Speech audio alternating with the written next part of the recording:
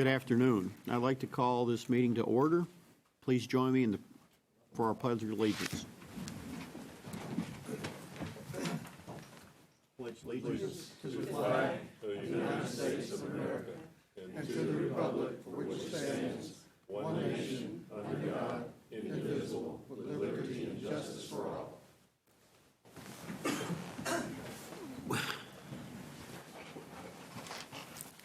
Thank you. Let's move on now to our public comments. Mr. Doyle, do we have any today? Mr. Chairman, we have no public comment today. No speakers signed up. Okay. Next, we'll have the approval of the minutes from the December 6th, 2017 board meeting and the December 21st, 2017 and the January 2nd, 2018 call meetings. And if there are no objections to approval, they are approved. Now we're ready to do board business. Let's begin with number one.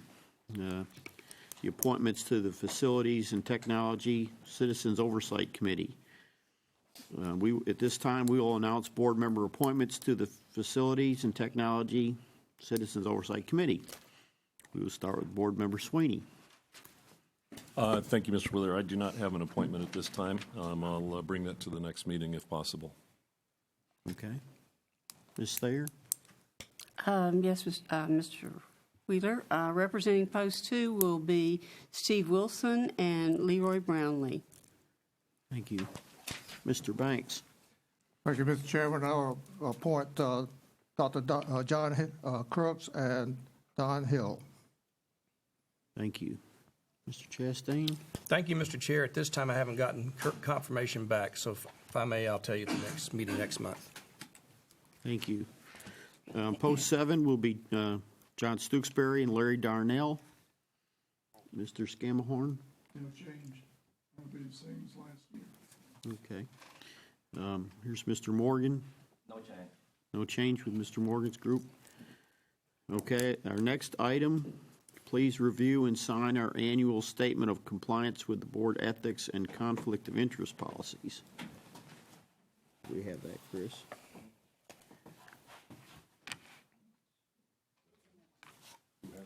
Where is it? It's in your book. I'm told it's in the binders. Yes. It's got a little tag on it. In your binder. Where's it at?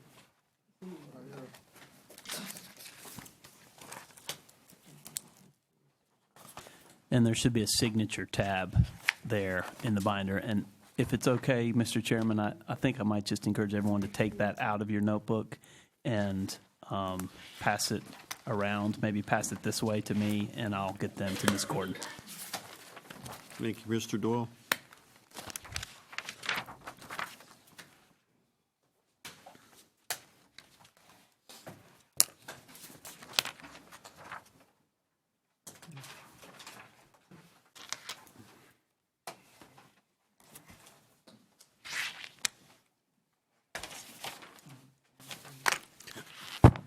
Here they come.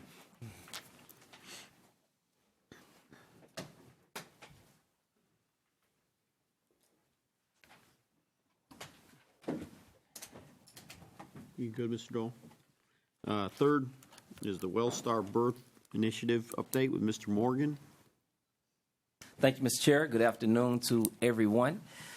My recollection has probably been an entire calendar year. It has been an entire calendar year when Wellstar, and how long has it been? Close to it. Close. They came and gave a great presentation about helping families in terms of literacy and creating, print-rich environments for babies, who are born at Wellstar. So since time has elapsed, I wanted to get an update as to where we are, what's the success, have we found any deficits, some things we need to fix, is it something we will continue to do, how are we tracking and monitoring it? Because ideally, you could snap your fingers, it would be a situation where these babies would do that and then start early kindergarten and the trajectory will be quite high for them. So I just wanted to get an update in terms of where we are, where we stand, and what next steps might look like. Thank you for your question, Mr. Morgan. As a reminder, the district presented along with Dr. Avril Beckford, the Chief Pediatric Officer for Wellstar Health System, last February. The mission of this initiative was pediatricians and educators partnering with parents to promote healthy brain development and school readiness in pre-birth to age 5 years.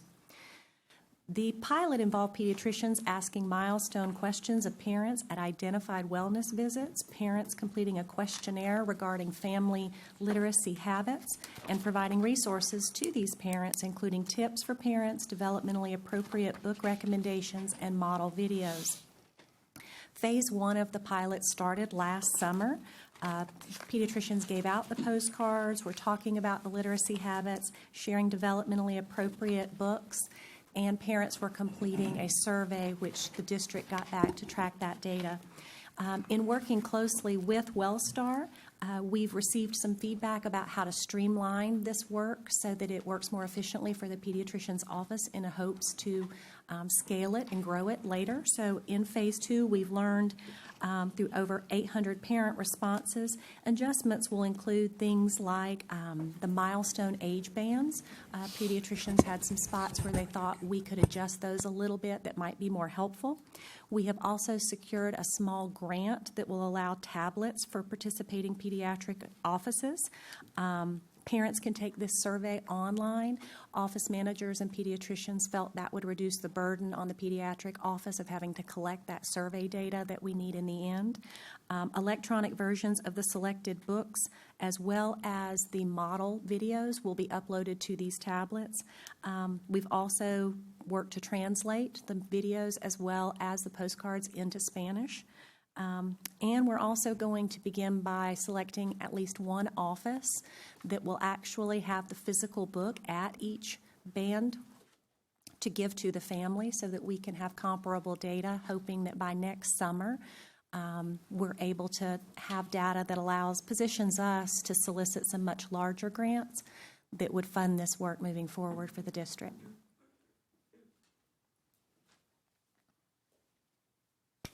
Okay, Yes. we good?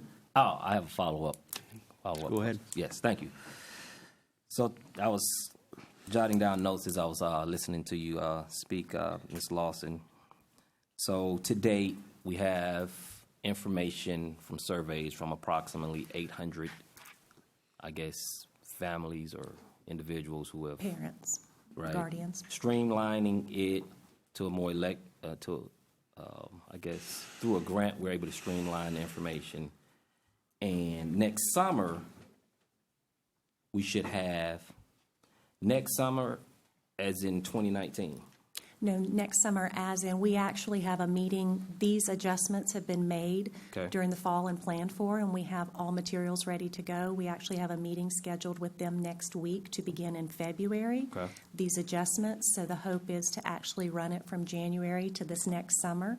Okay. Collect that data in the summer of 2018. Okay. And see where we're prepared to go for next year. Okay.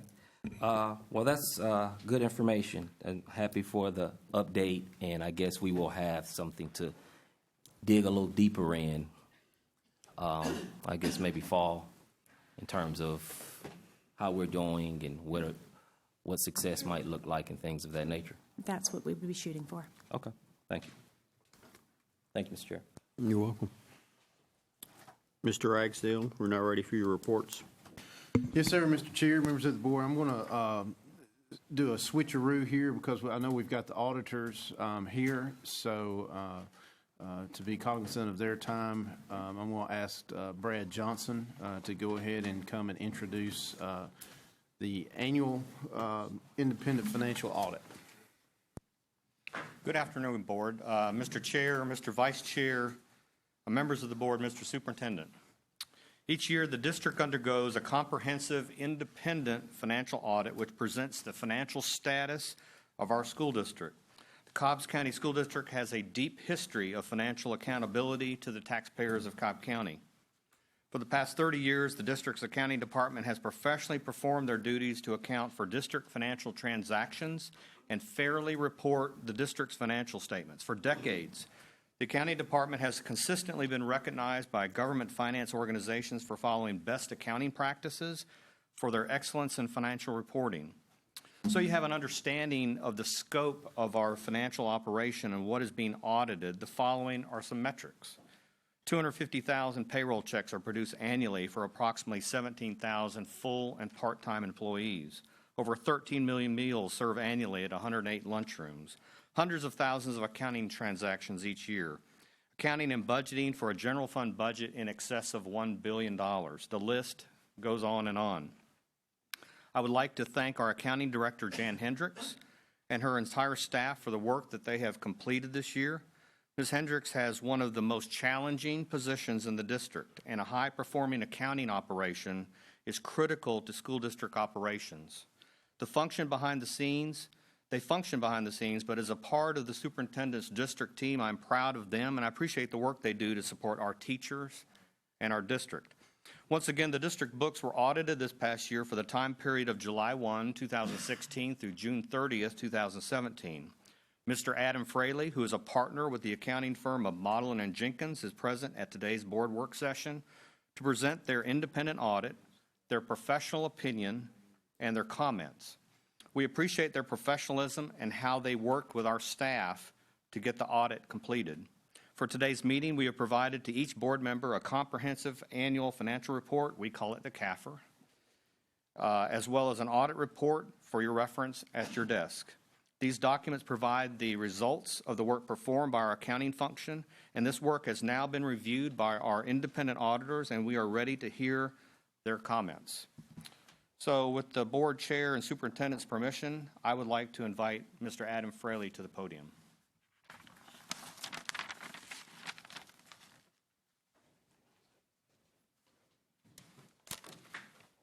Thank you, members of the board, for having me here today. I'm pleased to be here today and present the audit results for the school district's FY17 audit of its financial statements. That is for the year ended June 30th, 2017. As mentioned in your agenda package, you should have the CAFR with you, which is the document that Financial Services puts together. We render an opinion on that based on our audit test work. You should also have an auditor's discussion and analysis. And this document contains our required communications, the results of the audit, any other recommendations that we had. And I'm going to go through this because it's kind of a good summary to help us along in talking about some of those results of the audit. So if you wouldn't mind, as we go through there, I'm going to skip on to page 4, which is kind of the ultimate results of the audit. The CAFR is something that, by state law, the school district is required to put together a financial statement each year and submit it to the state of Georgia, have it be audited by independent auditors within 6 months of the year end. The school district puts together the financial statements each year. We conduct our audit procedures and we render an opinion. The statements are the responsibility of the school district, and we have issued an unmodified audit report, which we typically, in layman's terms, call a clean audit report. What that means is that we believe, based on our test work, that these financial statements are fairly presented in all material respects as of and for the year ended June 30, 2017. Turning one more page, and I'm going to refer to it as the AD&A quite a bit, so I'll go ahead and tell you there before I slip up. But on page 5 there, this talks about how the school district goes above and beyond what is required in a financial report, and they do a comprehensive annual financial report, the CAFR we're referring to. The CAFR contains these added elements. You'll see there an introductory section, as well as the financial section, and then the statistical section, which is in the rear of the CAFR and contains a wealth of information going back 10 years on the school district, both financial and non-financial statistical information. So I want to point those out, as well as another section within the CAFR called the Management's Discussion Analysis, and it immediately follows our audit opinion and precedes the financial statements. And it's a good analysis, and that's a document that actually management puts together to kind of talk about what's behind the numbers, if you will, as far as the operations of the school district for the last year. So as you're looking through the CAFR, I'd encourage you to look at those sections within there, and that can give you even more information. The fact that the school district does a CAFR, again, is above and beyond what's required in the state of Georgia, and they also submit that CAFR to both ASBO and GFOA for consideration in their program for excellence in financial reporting, for which the school district has been successful in getting that for numerous past years and will continue to submit that this year. So again, that's above and beyond. A huge pat on the back of the financial services. Cobb County School District is one of a few in the state of Georgia that actually does a CAFR and submits for the consideration in those programs. So it, again, a pat on the back there. A lot of hard work goes into that. Now I'm going to turn to page 7 in the AD&A. And this is a real high-level kind of summary of the financial results for the school district for the year. You'll see that the school district as a whole, which is the government-wide financial statements, ended its year with total assets of about $2.1 billion. These amounts are in thousands. Offset by liabilities of about $1.29 billion.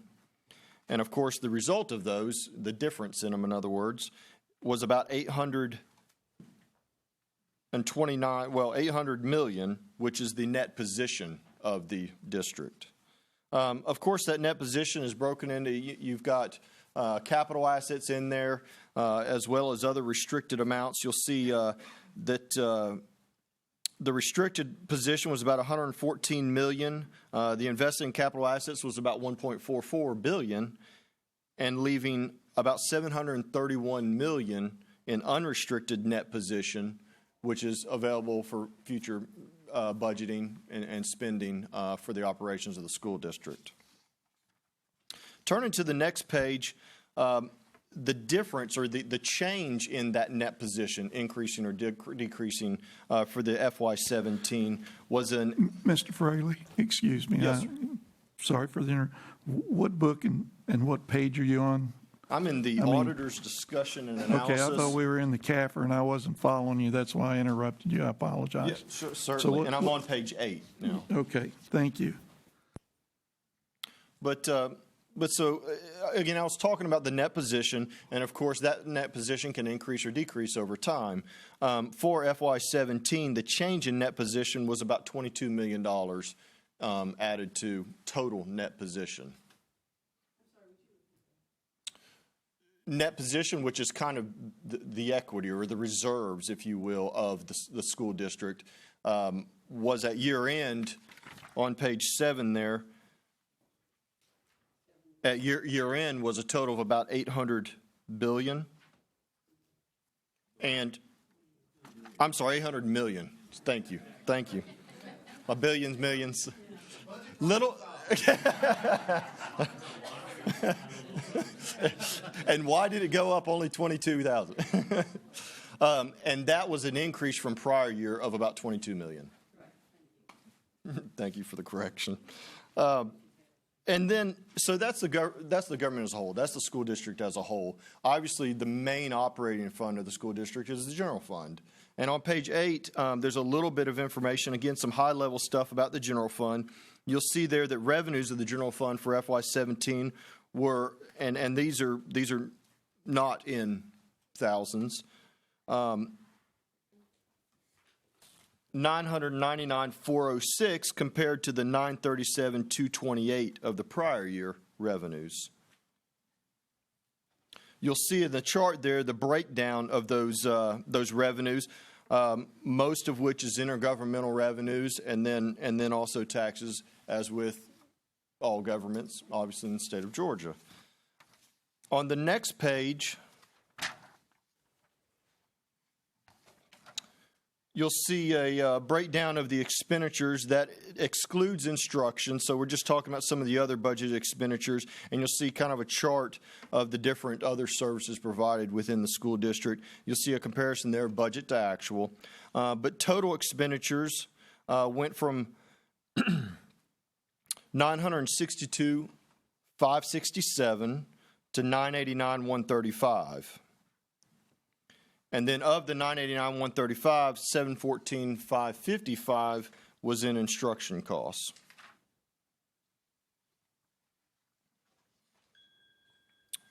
Turning to the next page 10, you'll see obviously taxes and intergovernmental revenues are the two largest source of revenues. Yes, sir. On page 9, Yes, sir.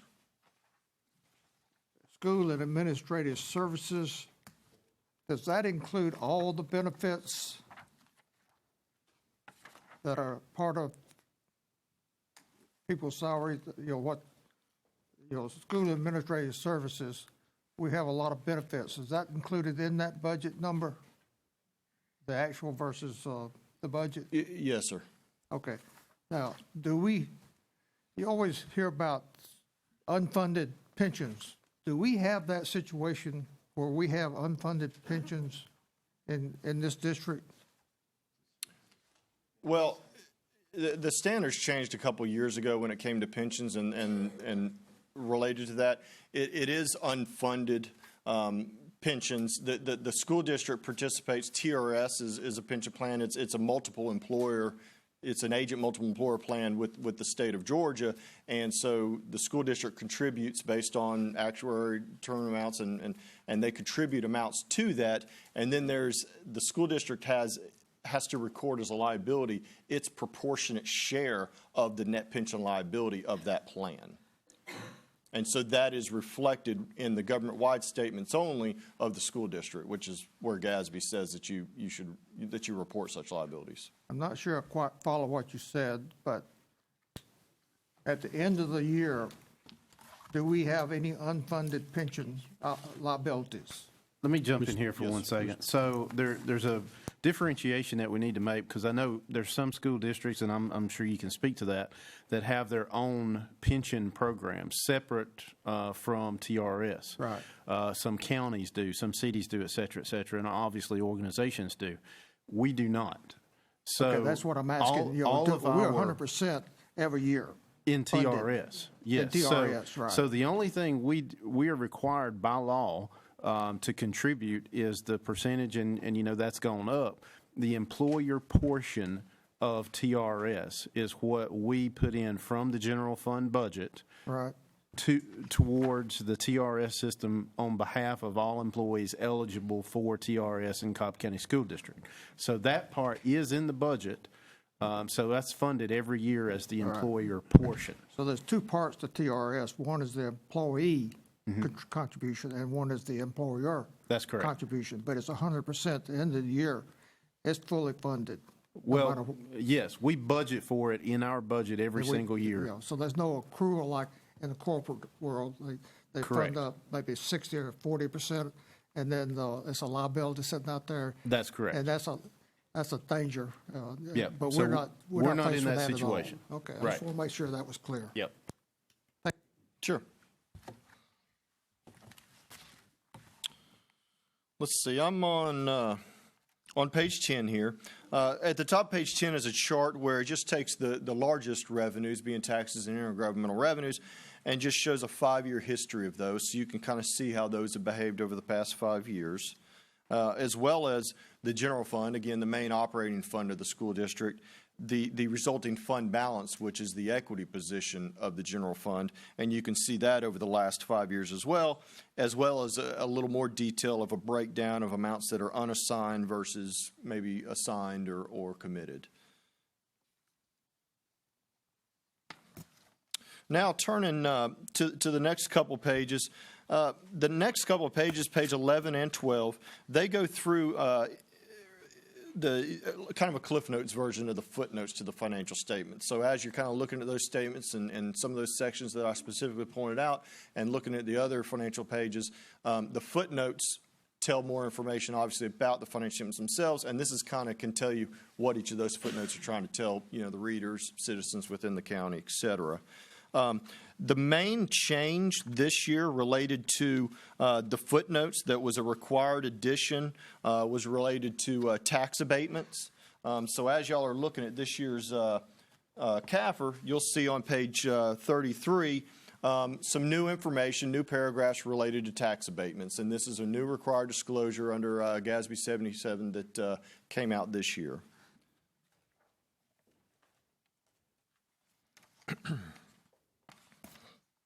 Now turning to page 14 in the ADNA, these are our required communications. I'm not going to read each one of these to you, but to touch on a couple of them. On page 15, it talks about whether we had any significant difficulties with management, any disagreements with management. I'm happy to report that we did not. The school district, both individuals in the financial services department and those that we have to work with outside of even financial services, were completely cooperative, getting us everything we needed in a timely manner, and made it a real efficient audit and allowed us to an effective audit as well. So we certainly appreciate that from everyone involved. On page 16, it asks if there's any audit adjustments. We didn't have any audit adjustments per se, but there were a few adjustments that, as part of financial services closeout process, that were identified by management after we started conducting the audit that they gave to us. We reflected within the trial balances that ultimately reflected in this CAFR and have been posted and so forth. So it was caught as part of their normal control process and delivered those to me. If you want to see a detail of those, there's a few of them there, and they're in the back of the document.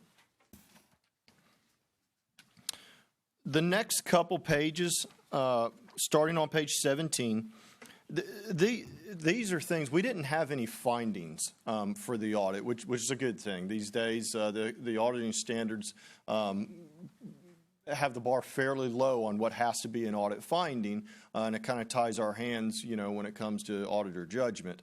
But nonetheless, we had no audit findings. We did have some other things just as a byproduct of the audit, things where we thought could be good suggestions for the school district management to consider. Again, not to go into detail each one of these, we have gone into detail with members of management and Mr. Johnson related to each one of them. You can see management's responses there and the corrective measures that are already being put into place on each one of those. And those go through page 19. And to conclude my presentation, the rest of the document is new accounting standards coming out. That starts on page 20 and takes you through the end. This is just our attempt to keep everyone abreast of the new standards that are coming out. GASB is the standard setting body for local governments, and they're very busy, and they keep us very busy on the number of standards that come out, and we have to keep up with and implement. And so we always just want to keep management and the boards abreast of those new standards that are in the pipeline, if you will. So that concludes my presentation. If you've got any questions, I'd be happy to try to answer those. Let me just jump in here real quick, just to state the obvious, but I just want to make sure this is the takeaway. So it's a clean audit with no compliance findings, correct? Right. No compliance or we have to call them compliance or financial statement findings, and none of either. So no findings. That's correct. Gotcha. Correct. Thank you. Yes, sir. Mr. Fraley, Mr. Banks. Thank you, Mr. Chairman. I've got a few questions I'd like to ask, more for clarification and understanding of what was, stated. On page 18, talk about, individual schools and bookkeepers, and your recommendation of splitting that into two different groups or multiple groups. Is that a concern that we have? Because aren't we bonded for each one of our bookkeepers? And I know occasionally we've had some theft, but overall, do you see that as a major problem in this district? I see it as I see it as something that just about all school districts are faced with. Cobb County School District is not different in that sometimes when operations don't allow for a lot of resources, it becomes very tough and sometimes impossible to separate the duties in an ideal fashion. Mitigating controls, and I think the school district has some good mitigating controls, and even as they suggest here in the response, to mitigate those risks. And with all controls, you obviously have to weigh the benefits versus the risks. I know the school district also does audits at the schools and so forth. And so, Well, yes, the answer is there's some risk there. And our after-school programs do generate a lot of funds. I mean, it's a lot of money. So we're talking about millions of dollars as an aggregate. Over on page 21, statement number 74, I believe, on page 20? 20, I'm sorry, 20.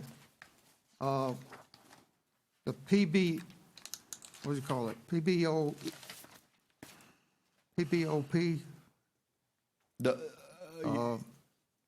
Are you talking about the OPEB, the OPE? OPEB, yeah, plan. Yes, sir. I think I know the answer to this, because we do not accrue, well, we do accrue vacation and sick leave unused. Do you all audit that? Is that part of the OPEB? The vacation? Vacation, sick leave, where they accumulate it, they don't use it, but we pay them for it eventually. The vacation and sick leave that is accrued, it is required to be accrued in the government-wide financial statements, and it is a part of what management has to state correctly each year, and we do audit that. Separate from that, though, the OPEB disclosures and what's coming with the new standards is related to other post-employment benefits, typically health benefits provided to retirees. And the state of Georgia has got the Department of Community Health that has the state health benefit plan, for which the school district participates in that in a similar fashion like TRS. Mm-hmm. Okay. For the pensions. Okay. Over on page 24, your statement number 77, I believe, maybe it's 23. 23. Tax abatement. Yes, sir. And it mentions about having a list. Do we furnish you a list of all of our tax abatements as part of your audit? Yes, sir. Yes, sir. And that's one of the new disclosures this year that is on page 33 in the CAFR. And so you'll see that new. Okay. And on page 25, statement number 4,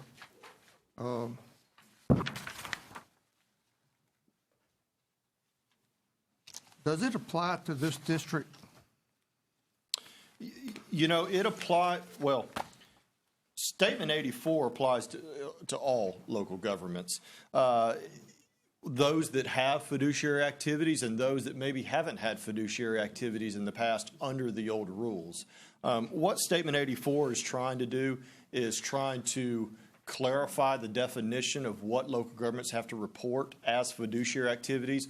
Fiduciary activities are either maybe like trust funds or like agency funds, and the school district does have some agency funds that with this new Statement 84, it's basically asking all local governments to reevaluate under the new definitions your fiduciary funds, your fiduciary activities as far as whether it be reported as a fiduciary activity or whether it be reported with the general government. Okay. And so I got two other questions, really, three. On page 28 and 29, does the district have any lease agreements with an outside firm? There's currently no leases right now that are required disclosure in the financial statements. I believe if this new standard It is for periods beginning after December 2019, so it would be 2021 fiscal year. And if any leases are entered into by the school district that would be outstanding at that time, they would have to be evaluated under this new standard. But we don't have any leases, is that correct? No, sir.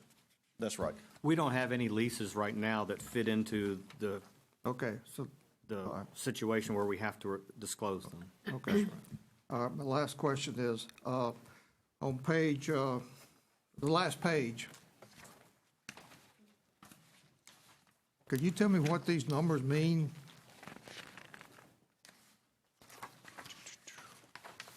Well, these are the entries that I was referring to before that were identified by the Financial Services Department. They were reclassifications that were not identified as part of our audit, but were supplied to us, again, to make sure that the financial statements properly reflect things, and including the classification of different activity and transactions. The first one was a classroom connection grant. I've got a few notes here. So it was originally had this revenue coded as intergovernmental revenue, and it was reclassed to other revenues because the funds were from not from a governmental agency. The second item there for the $565,000, that was grant revenue attributable to FY17 that was not received at the end of the field work by the auditors. Management booked it, the expected revenue to other revenue. The auditors had management reclass the amount from other revenue to unavailable revenue because of based on the availability criteria and when that was actually received. In reading this audit report, I think you could fairly say that Mr. Johnson runs a fairly tight ship as far as fiduciary responsibility is concerned. Is that your opinion? I would agree. It is rare to not have findings, and it is rare to have this little number of adjustments, especially not identified by us. They do a very good job. And I noticed you made a comment about the accounting system in one of your reviews. Yes, sir. And that we're in the process of putting in a new accounting system, and I would say to the superintendent, we need to let the rabbit out. You know what I mean? I'm afraid to ask. Let's accelerate. So, but thank you. Thank you. Thank you, Mr. Banks. Mr. Fraley, Mr. Johnson, thank you both for an outstanding job. Thank you. Thanks for having me today. Yeah, I've got to say, too, I mean, I want to reiterate what you made as a statement, that it's very rare to have an organization, especially a school district as large as Cobb. But, let's not forget, we're a $1 billion organization, and to have no findings and a clean audit is just a testament to what we're able to do and to the level that we go to make sure that our taxpayers understand how efficient and effective we are, and take very seriously the trust and confidence that's related to the school district to manage those taxpayer funds. And Brad does a tremendous job, as well as financial services. And I know he will say it's the team, and it is all about the team. It's one team. But that's where errors are concerned. Brad always says 1% off of a budget forecast is $17 million. So no pressure, but keep up the good work. A little pressure. Exactly. Let me add another comment to that. You hear a lot about fat in the budget or in the administration. I would challenge anybody that can find it, we'll get rid of it. I don't think there's any exist. There's not. Mr. Sweeney? Thank you, Mr. Chair. Mr. Fraley, thank you very much. Brad, thank you to you and your team always for doing a fantastic job. The only other comment I was going to make is that this consolidated annual financial report, the district has historically put this up on our website, so it's available for inspection by the public. And it really does contain some amazing detail, amazing information. And the historical records are there as well if you want to go back and take a look. And if you're that kind of person and numbers oriented, there's a tremendous amount of information about the history of the school district. Thank you very much.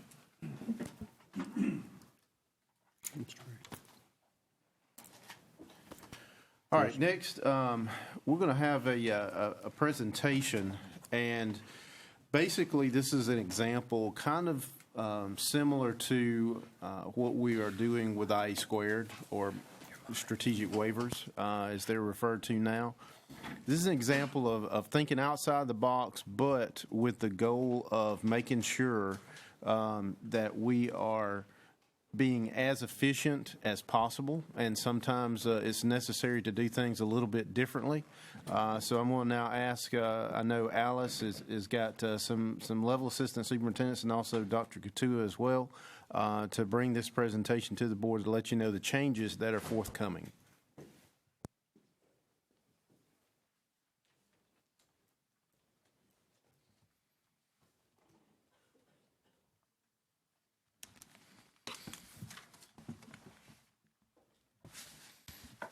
Good afternoon.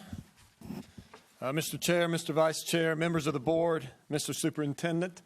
We would like to thank you for the opportunity to present a new design for our academic alternative education facility for the 2018-2019 school year. Currently, through the Oakwood Digital Academy and the Performance Learning Center, the Cobb County School District offers students an academic alternative to their traditional home school. For a variety of reasons, students successfully choose one of these two programs. However, as high school principals, Mr. Wagner and I knew there were two types of students that we struggled to assist them in their goal of achieving a high school diploma. The student who came to our school 2 or more years behind his or her graduation class, and the students with limited or interrupted formal education. With restrictions on the amount of credits a student could earn in a year, it was extremely difficult to impossible to offer a pathway for a credit-deficient student or students with limited or interrupted formal education to catch up and graduate with his or her 5-year cohort. After more than a year of research and cross-divisional meetings, we are excited to present a unique, personalized high school model for the 2018-2019 school year that not only continues the best practices of the Oakwood Digital Academy and the Performance Learning Center, but also addresses the obstacles for our credit-deficient students and students with limited or interrupted formal education to obtain their high school diploma. Going forward, we will approach the opening of this school by following the same successful model used when opening a new school in Cobb County. We will name a principal and begin the process of finalizing the curriculum, instruction, personnel, and working with the student leadership team to develop school colors and to select a school mascot. Our new school will be comprised of the current best practices of the Oakwood Digital Academy and the Performance Learning Center, the best practices of other researched, successful academic alternative education facilities, and some unique offerings only available to our Cobb County students.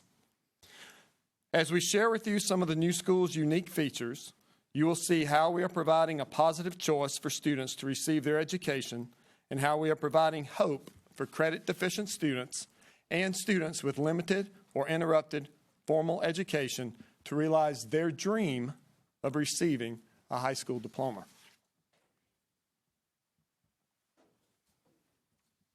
As we start this design for the 2018-2019 school year, Dr. Page stated that we have been researching different designs for over a year. This facility will be drastically improved. The name Oakwood, but with the name Oakwood comes new tradition. The main purpose of this facility is to increase graduation rate and increase the number of students who earn a high school diploma.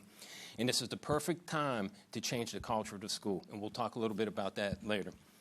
Site would be the current Oakwood campus. Capacity, approximately 450 students. We serve now 280 students through the Performance Learning Center in Oakwood Digital. Cost is budget neutral.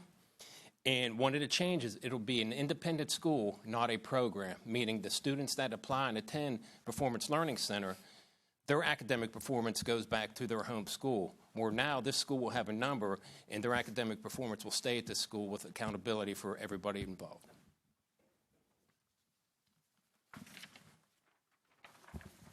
Now, as you will see, the purpose of this school is to provide opportunities for students to obtain a high school diploma in a self-paced, blended instructional model.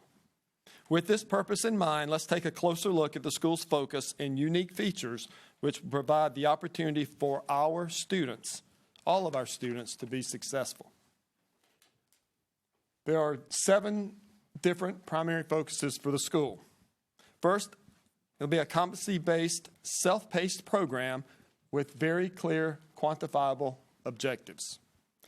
The instruction will be in a blended model of online, direct instruction, and performance tasks. So our students will have 3 different opportunities to show mastery of the standards. It will have a flexible and integrated academic curriculum. So students will have an opportunity to acquire academic credit based on their individualized pace of work and the ability to select their sequence of courses. Continuing with these primary focuses, there will be a sense of responsibility for each student's own learning and the expectation that the student will obtain a high school diploma. The climate of this school will be created with the 18 and 19-year-old student in mind instead of the 14 or 15-year-old student that's at the traditional high school. There will be exposure to community leaders, 4-year college and universities, and/or technical colleges. There will be very unique partnerships and opportunities developed for students attending this high school. There will be counseling support services which focus on a climate of social and emotional well-being. There will be personalized services to assist issues and obstacles for many of these students that go beyond the classroom walls. And there will be a focus on their post-secondary success. This isn't just the academic information that they will get to become a high school, to get their high school diploma, but it will also be to develop those soft skills and other skills that are necessary to have a successful job and career. There will be significant features to ensure student success. There will be smaller class sizes to develop academic success for the students.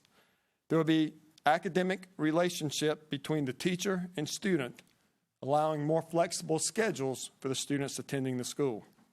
There will be self-paced credits toward graduation, and there will be student ownership in the course selection. A student's motivation will play a significant role in how quickly he or she completes the necessary coursework for graduation. There will be no ceiling on the number of credits earned in a year, and there will be no scripted course sequence to follow.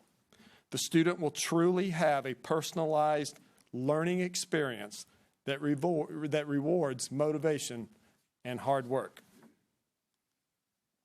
There will be personalized instruction, as many of these students will be at a different point in their educational journey. There will be self-paced and competency-based assessments so that they can truly show they have mastered the standards.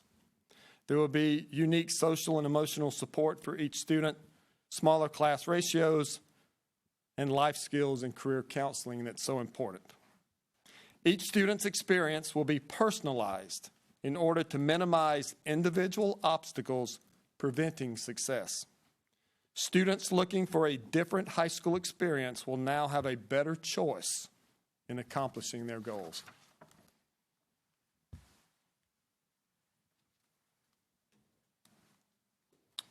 Student enrollment and selection process. Students on schedule to graduate in their 4- or 5-year cohort may apply to this school, and we will keep the current application process that we already have. Oh, I jumped it.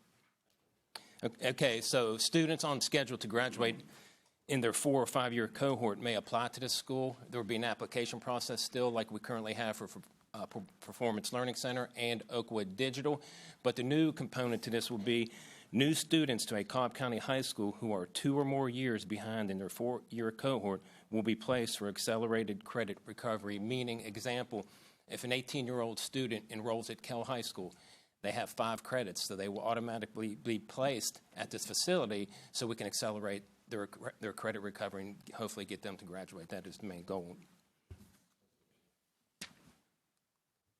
Student and district success. Increase student opportunities, student acceleration, students can graduate now on time, and there is no limit to credits or the number of credits that you can recover. Increase graduation rate, that is the main purpose of the school. And the graduation rate will increase because of accountability by switching it from a program to an independent school. Additionally, we will have personnel to track student attendance, meaning that we can make home visits now when students are not attending school, bring them back to school, and get them to be successful and earn a high school diploma. And also our partnership with communities and schools, which I'm going to talk about here in a few minutes. Increase CCRPI scores for the district. Improve student learning experience, talking about the climate, the culture, be for the 17, 18, 19-year-old, motivation, and getting some support services, wraparound services. And we will offer dual enrollment and advanced placement opportunities. Resources. GradPoint is a student-centered learning platform on the internet that engages students and empowers them to take ownership of their learning. Teachers act as facilitators and provide instruction to create this blended model to motivate students. This platform is currently used at the Performance Learning Center. Again, it is online, it's a software application, and GradPoint can be used for first attempt at a credit or credit recovery. Another resource, Read 180. Currently, we provide the RI and MI inventory to all 9th grade students. So particularly when a student enters this school, we will get them the reading inventory. If they test below grade level a significant amount, we will provide Read 180 to the student to catch them back up on grade level in reading so they can be successful and graduate. Computing devices. Currently, the PLC has 160 seats. Oakwood has 52 seats. And the Media Center in this facility has 15 seats, so we'd be looking for some additional computing devices. Our partnership with communities and schools. We currently have the partnership at the Performance Learning Center. The Cobb Performance Learning Center is a partnership between the Cobb County School District and communities and schools. The Performance Learning Center is one of many dropout prevention strategies created by communities and schools. The oldest nonprofit organization dedicated to keeping students in school. We will still utilize communities and schools at this facility. Communities and schools also currently serves Osborne, South Cobb, Campbell, and Pebblebrook in some capacity. If you look at the slide, the benefits of increasing a high school graduation rate in the Atlanta, Sandy Springs, Marietta metro area, this is a slide and stats from communities and schools. The research is if the graduation rate of the class of 2013 had been 90%, 23,850 more graduates. Annual earnings increase $300 million. Annual spending increases $200 million. Annual gross regional product increases $500 million. Federal tax revenue increases $53 million. State and local tax revenue increases $30 million. 3,000 new jobs. Home sales increase $600 million. And a high school diploma is the best economically stimulus that we can provide. Also from communities and schools, impacts of students who do not graduate. High school graduates on the average earn $9,245 more per year than high school dropouts. In today's workplace, only 40% of adults who dropped out of high school are employed, compared to 60% of adults who completed high school and 80% for those with a bachelor's degree. 75% of America's state prison inmates are high school dropouts, and 59% of America's federal prison inmates did not complete high school. A 1% increase in the high school graduation rates would save approximately $1.4 billion in incarceration costs, or about $2,100 per each male high school graduate. The main purpose of this school will be to increase graduation rate and get the students to move on and choose whatever they choose to do in their life.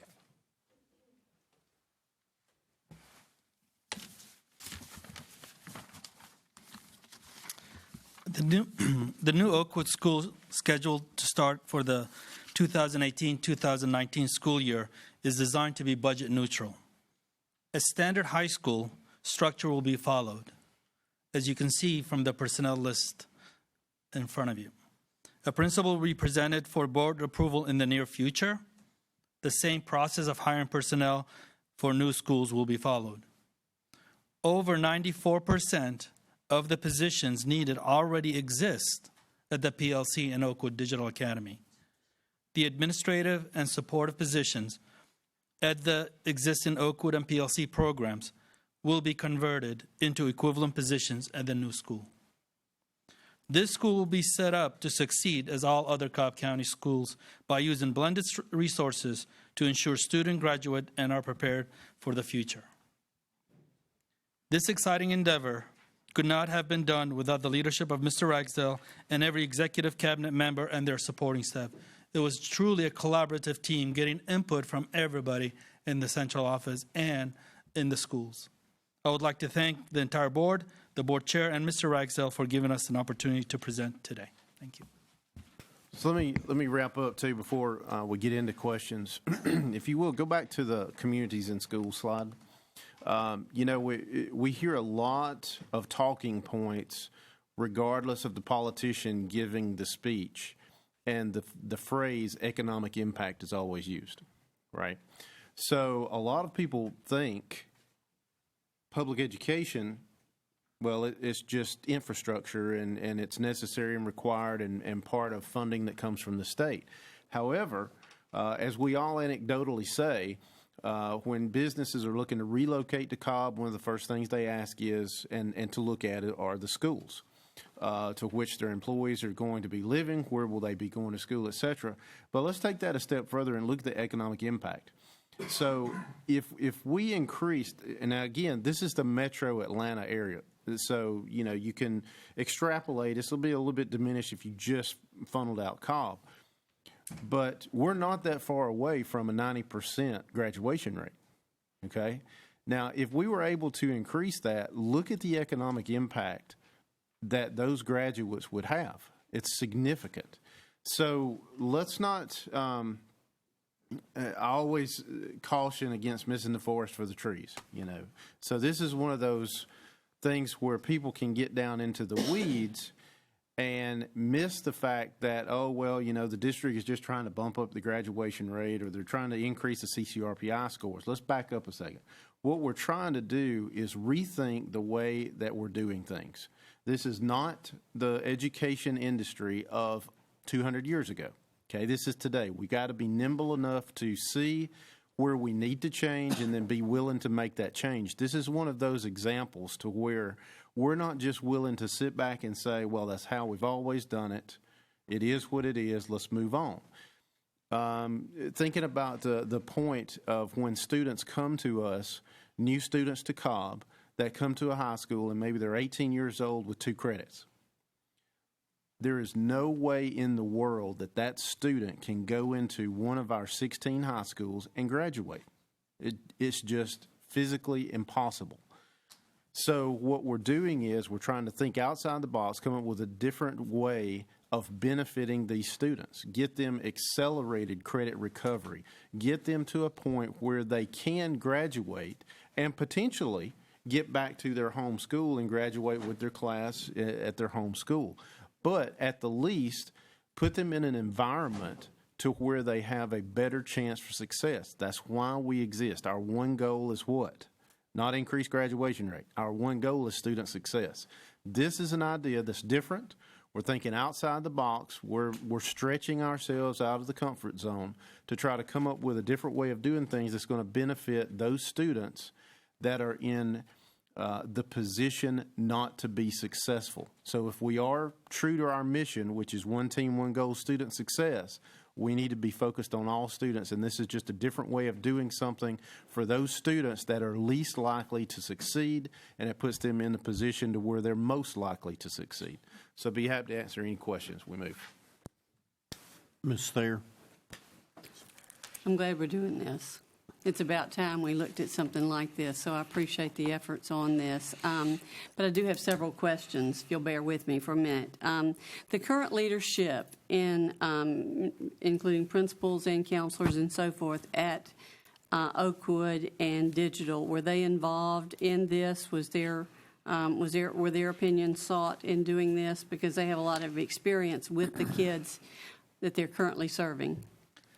That's correct. We involved the leadership team and the personnel to select specific things that would make students successful if they're going to do the blended model.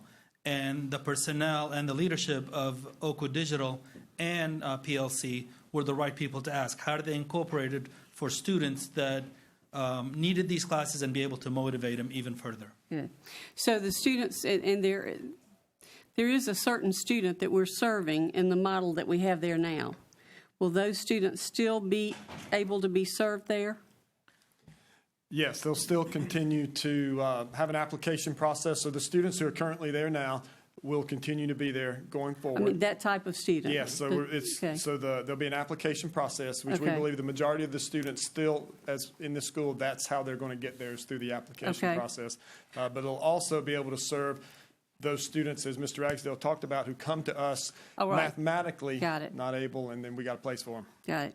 All right. Students who come to us, they're 2 to 5 to 6 years behind in reading. We can still serve them there with the reading recovery programs and the things? Yes, we can still Okay. serve with Read Right. 180. Okay, so we still will have the resources because that's the biggest problem. And one of the things we were talking about, if anybody's concerned about, is this just, we're losing these kids anyway. They have no hope of getting through high school when they come to us in the 9th grade.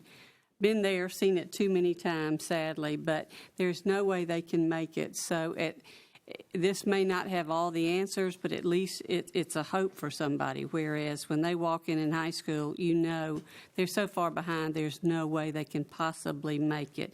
You cannot modify the high school curriculum sufficiently in our regular high schools for anybody to make it unless you just simply pass a child, which we're not going to do. And let me hit that point too, Susan, because you're bringing up a great point.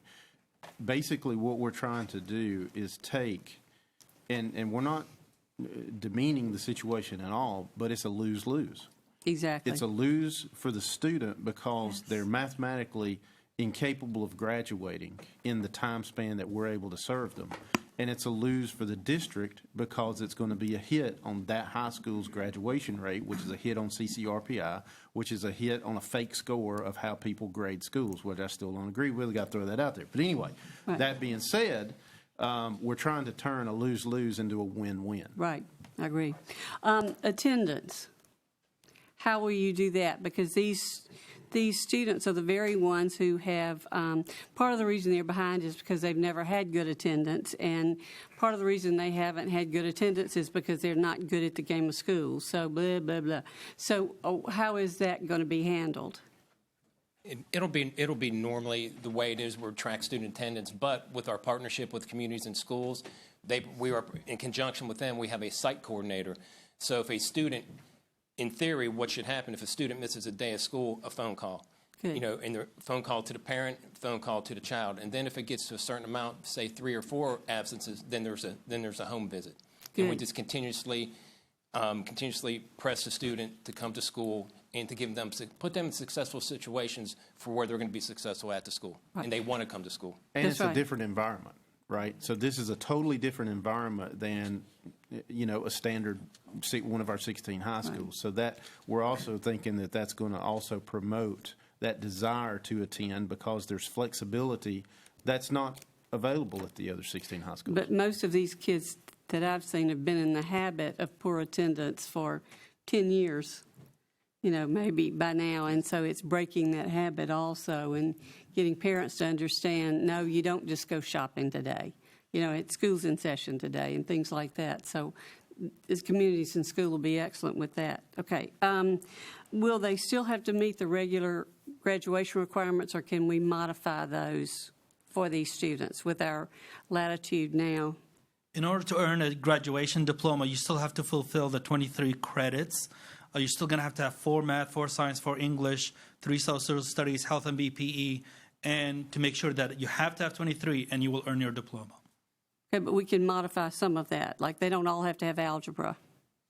Right. In the blended model classes that they're going to have, they would have that class or an equivalent class that would be identified Okay.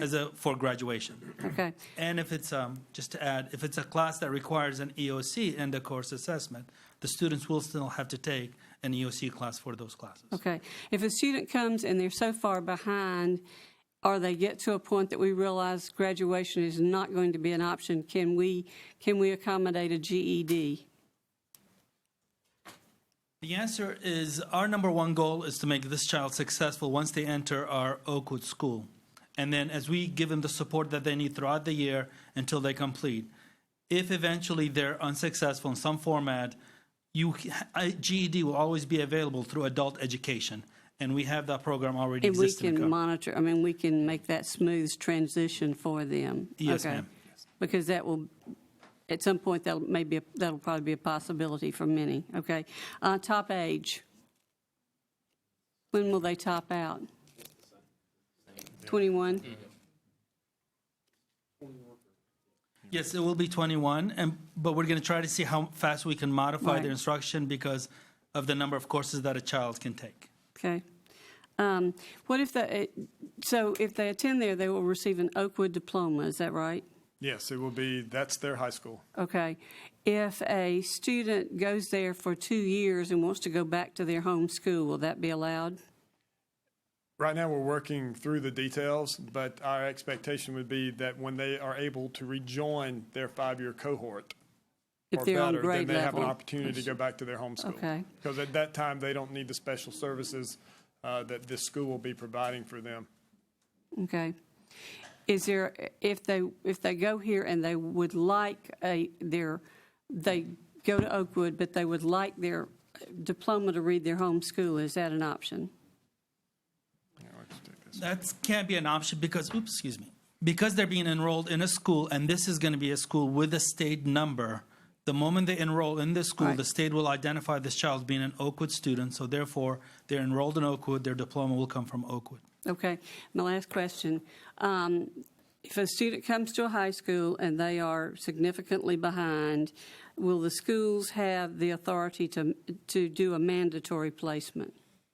If they are a new student to that school and they are behind their 5-year cohort, then they will be placed at the school. That's mandatory. That'll be mandatory. Okay. Great. Good job, guys. Thank you. Thank you. Thank you. Mr. Sweeney?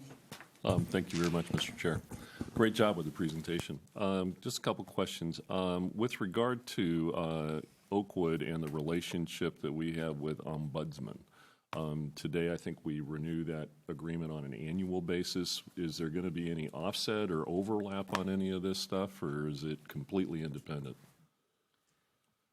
There's our contract has 2 portions to it: Oakwood Digital Academy and Ombudsman. The Ombudsman are 2 separate contracts.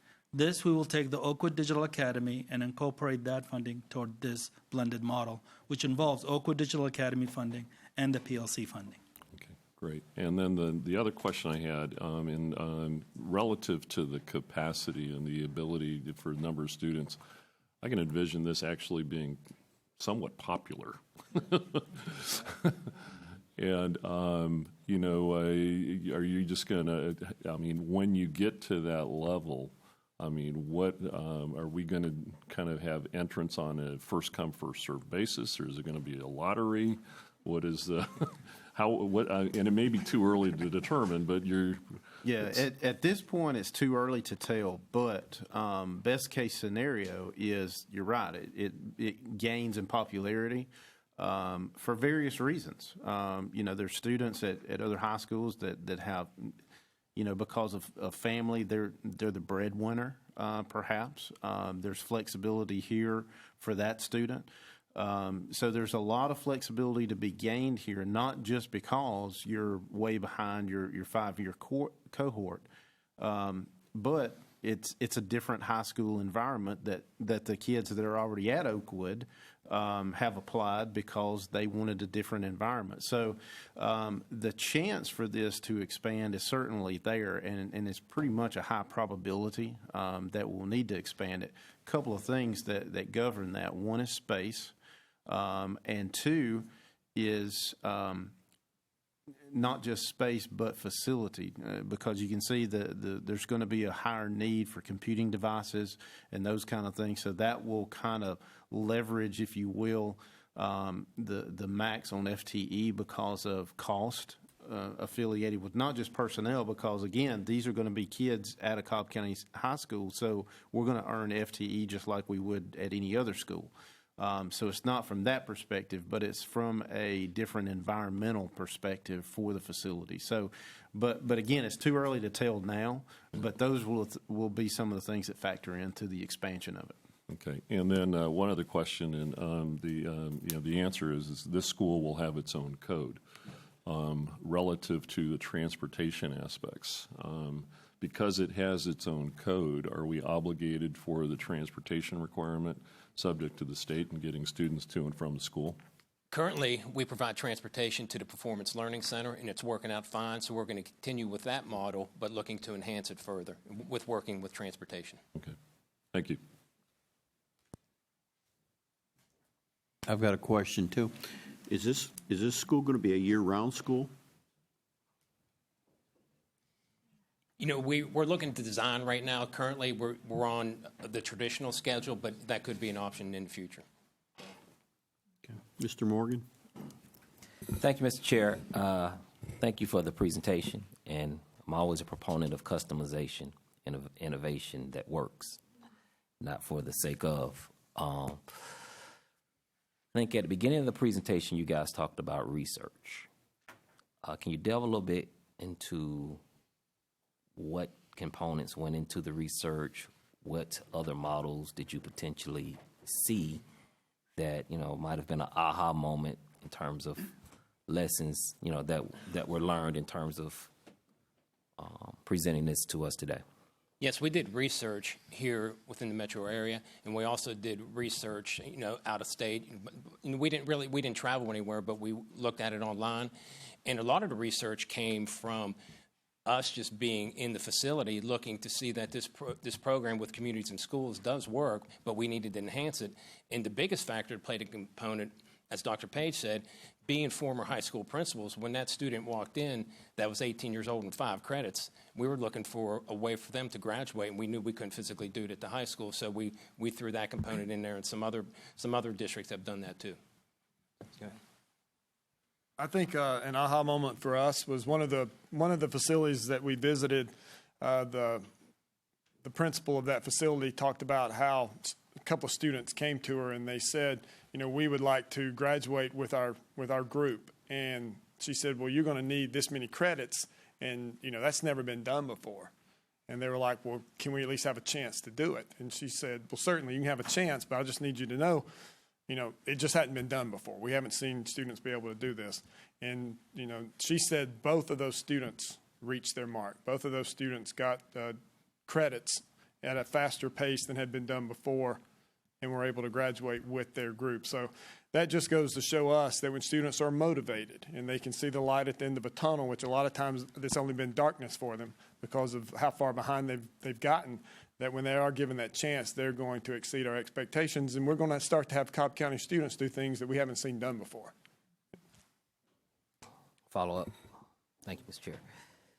So when you say that, I just want to delve a little deeper on the research side of things. What facilities, schools, learning models in particular were there that you said, okay, I know a part of it was the vast experience and expertise that you guys bring from being high school principals, and this elephant in the room that we've been talking about, 18, 3 credits.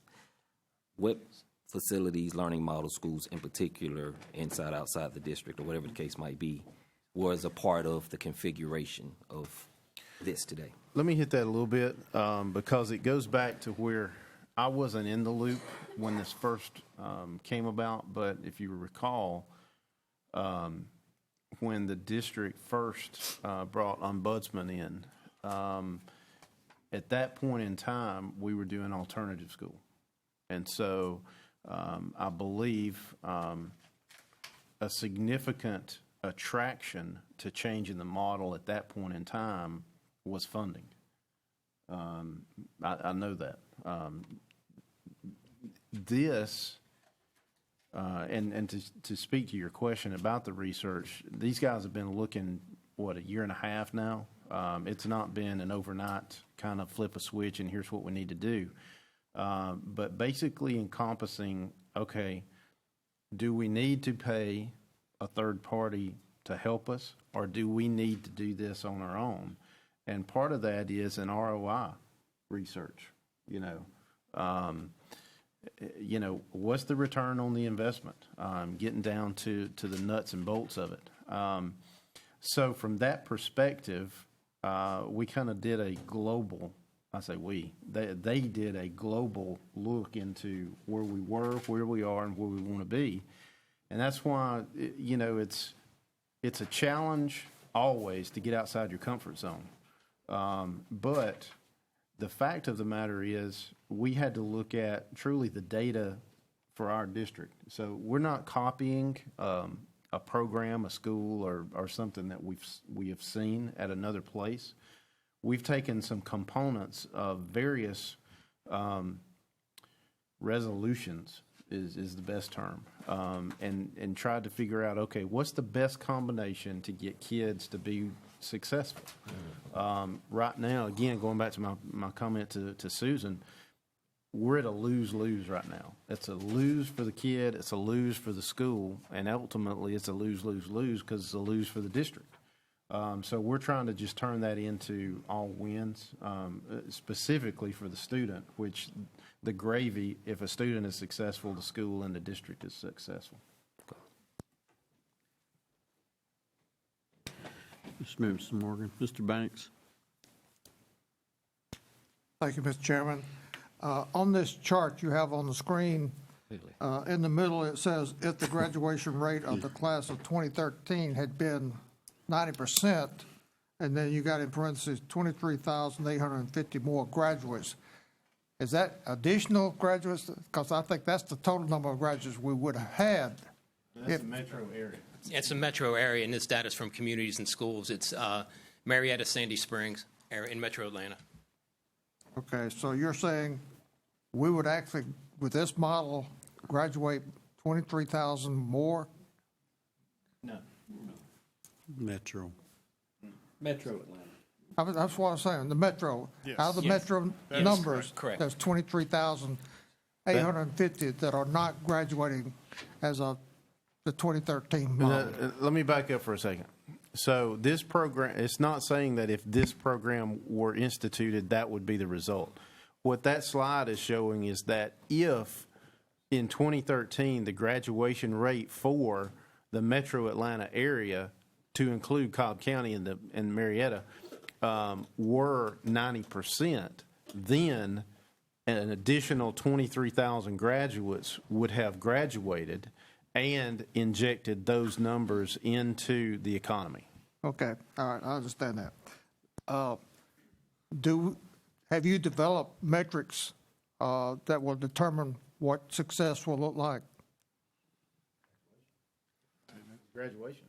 The ultimate thing is going to be graduation, but with some of these children that come to us, just finishing one course at a time, it's going to be the simple measurements.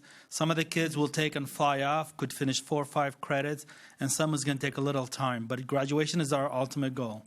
And because we're having over 112,000 students here, the number of the student limited interruption formal education continues to increase, then we'll see more students being able to accelerate at their own learning and be able to graduate even faster. Okay, thank you. I appreciate it. Thank you, brother. Appreciate it. It's kind of, you ever seen a thing on television? You know what I'm talking about? I'm like, what happened? No, I know you're talking about. Okay, couple questions. I'm still trying to drill down to, as I said, I'm a easy sell when it comes to doing something differently, especially if you keep seeing the same outcomes and same situations as you alluded to, Chris. Okay, so in putting this together, this is what I believe I heard. There were a litany of information, you know, whether it's certain things in the district, you guys, expertise and experience, something you might have taken from here, something you might, to make it uniquely fit. What I'm still trying to get to is, what are some of those, give me one or two or three of those things that we took from elsewhere. Like we said, okay, we're going to include this because I learned this from Pittsburgh, Pennsylvania. They got a high school graduation thing up there that's doing this really well. We don't want all of it. We just want this part of it. What can you speak to in terms of those specific elements of what we'll be taking and making happen in the fall of 2018-19? I'll go ahead, you can talk about it. Well, one of the places that, or one of the areas that we looked into that we knew was a need was having students be able to complete a course when they showed mastery of the standard. There wasn't a timeline that they had to stick to. So what we got excited about was a student being able to possibly complete Algebra 1 in say an 8-week time frame, and then being able to go directly into Algebra 2, or being able to say I want to take all my math at one time, and then I'm going to take all my English. So that's kind of what we were talking about, having course flexibility. Students, if you look at, and this kind of came from us even looking at our students who've gone on to college, where they're able to show where they can pick their classes, which gets them excited about where they're at that time in their study. So a couple of things that we saw working well at other places. One, the students having the opportunity to show mastery of the standards to get that course credit as quickly as possible, as their work motivation would allow them, and then showing the mastery. And then the second is being able to say, hey, I want to take these courses now. They're staying engaged. They're getting engaged more quickly into their studies. So I would say of the places that I visited and talked to, those were the two things that I knew I wanted to see part of this new school, because the principals had talked about that being important and critical and crucial to their students' success. I guess what I'm asking is, what are the names of those places? Like, those places or experiences or whoever you interact with? Well, Ed and I both attended Stevenson High School in Chicago, and that was one of the areas where we were looking at how they scheduled, how they gave support services to their students, how they looked at the schedule of the classes in order for the teachers to give the maximum tutorial availability to their students when needed, and the flexibility. So that was one school. I know Isan visited one. I visited the Accelerated Academy programs that are similar, that have been implemented in a couple of states around us. And one of the things that I have observed was we were already doing here, which was the strategic waiver. We have waived seat time. And so when you waive seat time, now you can accelerate that child's learning. Their pace was to identify the child and bring him into the school and encourage him. And communities in school will be the partnership to encourage the students to come back and maintain. That was the critical part of showing them what the end is going to look like, even though you're 17 or 18-year-old. So that was one of my biggest takeaway from Accelerated Academy. And with communities and schools, they're here in the state of Georgia, but they're also nationwide. And you take little bits and pieces from different places. But one of the things that this normally operates on a 9-week quarter system for courses to end. Again, like Philip said, if a student ends in 4 weeks, and then we push them on to the next class. But on the flip side, if a student's having difficulty at the 9-week mark, and then what will happen is they will be able to take more time to complete that course as we want them to be successful. So we're just pushing a little further. But again, that involves the motivation of the student and the parental contact that the school will make sure that it's given to students who are struggling. Thank you. Two other quick questions, Mr. Chair. First would be, I should know this, but what's the current graduation rate at Oakwood? Because that's a non-traditional way you can go to school, right? Because Oakwood would be... Because Oakwood is a program, it reports back through their home school. So those children that graduate from there gets back to their home school. I got you. Okay. And the second and final question I have is, the places that you named, Stevenson, Accelerated Academy, either one of those traditional, are they traditional high schools, or are these learning environments similar in large regard to what we will be embarking on? Well, Stevenson's a traditional high school, Okay. but they've compartmentalized the school to meet the needs to differentiate to the needs of students. So we were looking specifically at the students who fall into this kind of category and what they're doing within their building to be able to help these students. Accelerate Academy combined both what we do at PLC and what we did at Oakwood Digital Academy. So at the Accelerate Academy, they just created their own program. Ours would be a mesh of what they were doing that currently exists as two independent. Now we're merging them as one. Cool. Thank you. Thank you, Mr. Chair. Thank you. I'd like to take a 10-minute break for restroom. Ms. Thayer, go ahead. I have one other question. Will this be open campus? I assume it would be. Well, we're going to continue. Once the principal's named, then we're going to continue to work through those logistics. But with the sessions being offered, you could look at it as an open campus, because right now, one of the models we've looked at is there's 3 different sessions students can attend. So in that sense, yes, you would have some time between sessions, but there'll also be an opportunity to stay on campus and get whatever needs you have regarding food or whatever else you may need. One of the other things that would we have night sessions, night classes? Yes, that's all will be part of it. Because I would think that would help some of these students so that they could work some during the day and then take classes at night. Yeah. And that's part of the flexibility in the scheduling, so that they'll be able to choose what works with their lifestyle, Right. what's going on at home, whether, as Mr. Wagner said, if they're having to have a job in the morning or in the evening, they're Right. still going to be able to come to school Provide- and have that hope. Right, provide them every possibility to Yes. make it work, right? Yes. Okay, great, thank you. Okay, it's 2:27. Come back at 2:37. Thanks.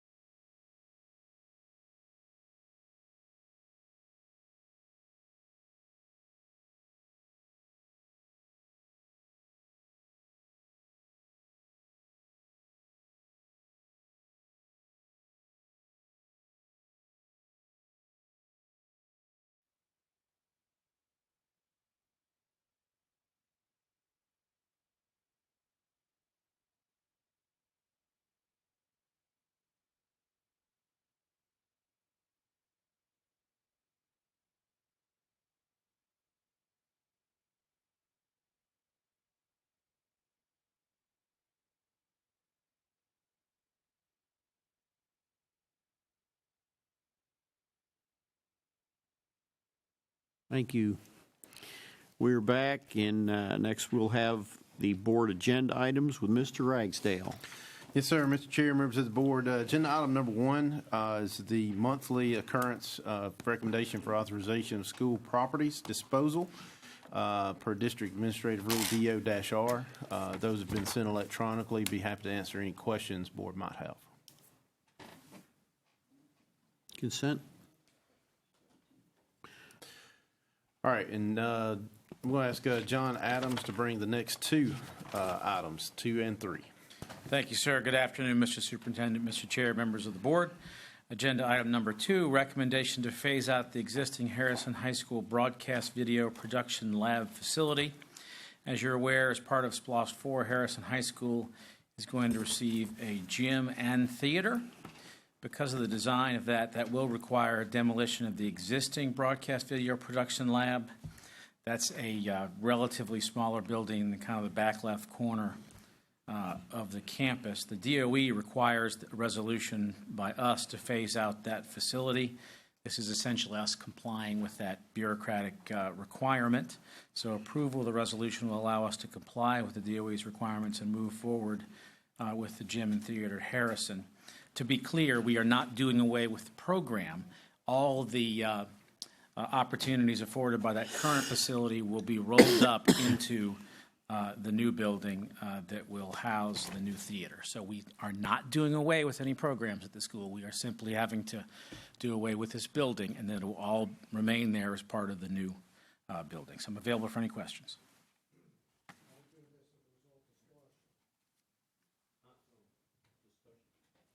Discussion? It's a SPLOST item. Are we having to demo this building because of a splash project? The new gym and theater is a SPLOST 4 project for Harrison, and this is part of the design to build that, so yes. Okay, so should it go in discussion? Yes. Mr. Sweeney? Thank you, Mr. Chair.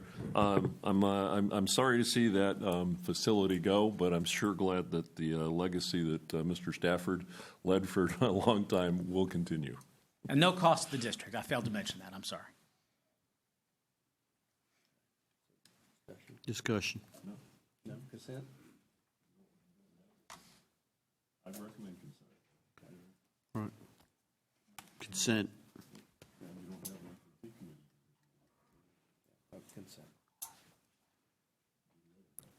Number 3. Thank you, sir. Agenda item number 3. This agenda item encompasses 3 different cell phone-related items. And since we're in the business of education, I will note that on today's date in history, the first transcontinental phone call was made in 1915 between Alexander Graham Bell and his former assistant Watson. Bell was in New York, Watson was in San Francisco, and you may know that Bell said, "Watson, come here, I need you." Watson responded somewhat funnily, "It will take me 5 hours to get there now. I'm in San Francisco."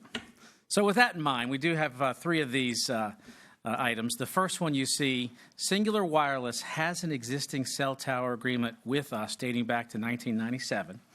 We're recommending that you approve the amendments to extend this agreement. This is going to result in an additional 25% in revenues to the school district in the immediate term, and then if we do continue to extend it for another 15 years, we'll do it 5 years at a time, but ultimately 20% after that. But this is for the first 5 years. It's been vetted by our attorneys and theirs, and that will allow continuation of cell tower contracts with the increased revenue at Lassiter and Walton High School. They are due to expire. And then the second item you see, a little different, SBA Communications currently has an easement agreement to allow vehicle access to the cell tower at North Cobb, and they're requesting to amend that to allow them to have underground utility lines to that tower. So neither of these at any cost to the district. I'm available for any questions. Thank you. Mr. Adams, just a quick question, and with regard to the contracts that we have for the cell towers around the county, are we covering the utility expenses on that, or are those units separately metered, or is it kind of a case-by-case basis? And if you don't have the answers, that's okay. I don't know, but I'll get you that. Yeah, I'm just kind of curious because, I mean, I don't know how many utility towers we have around the county, but 32. I have that. Yeah, if we have Cell towers. if we have those, I'm just curious. I'm sure the utility expenditures are detailed within the leases, but for future lease considerations, it may be something for us to consider relative to the utility expense if we're not taking that into account already. I bet I can have that for you in 15 minutes. I don't need it that quick. Thank you.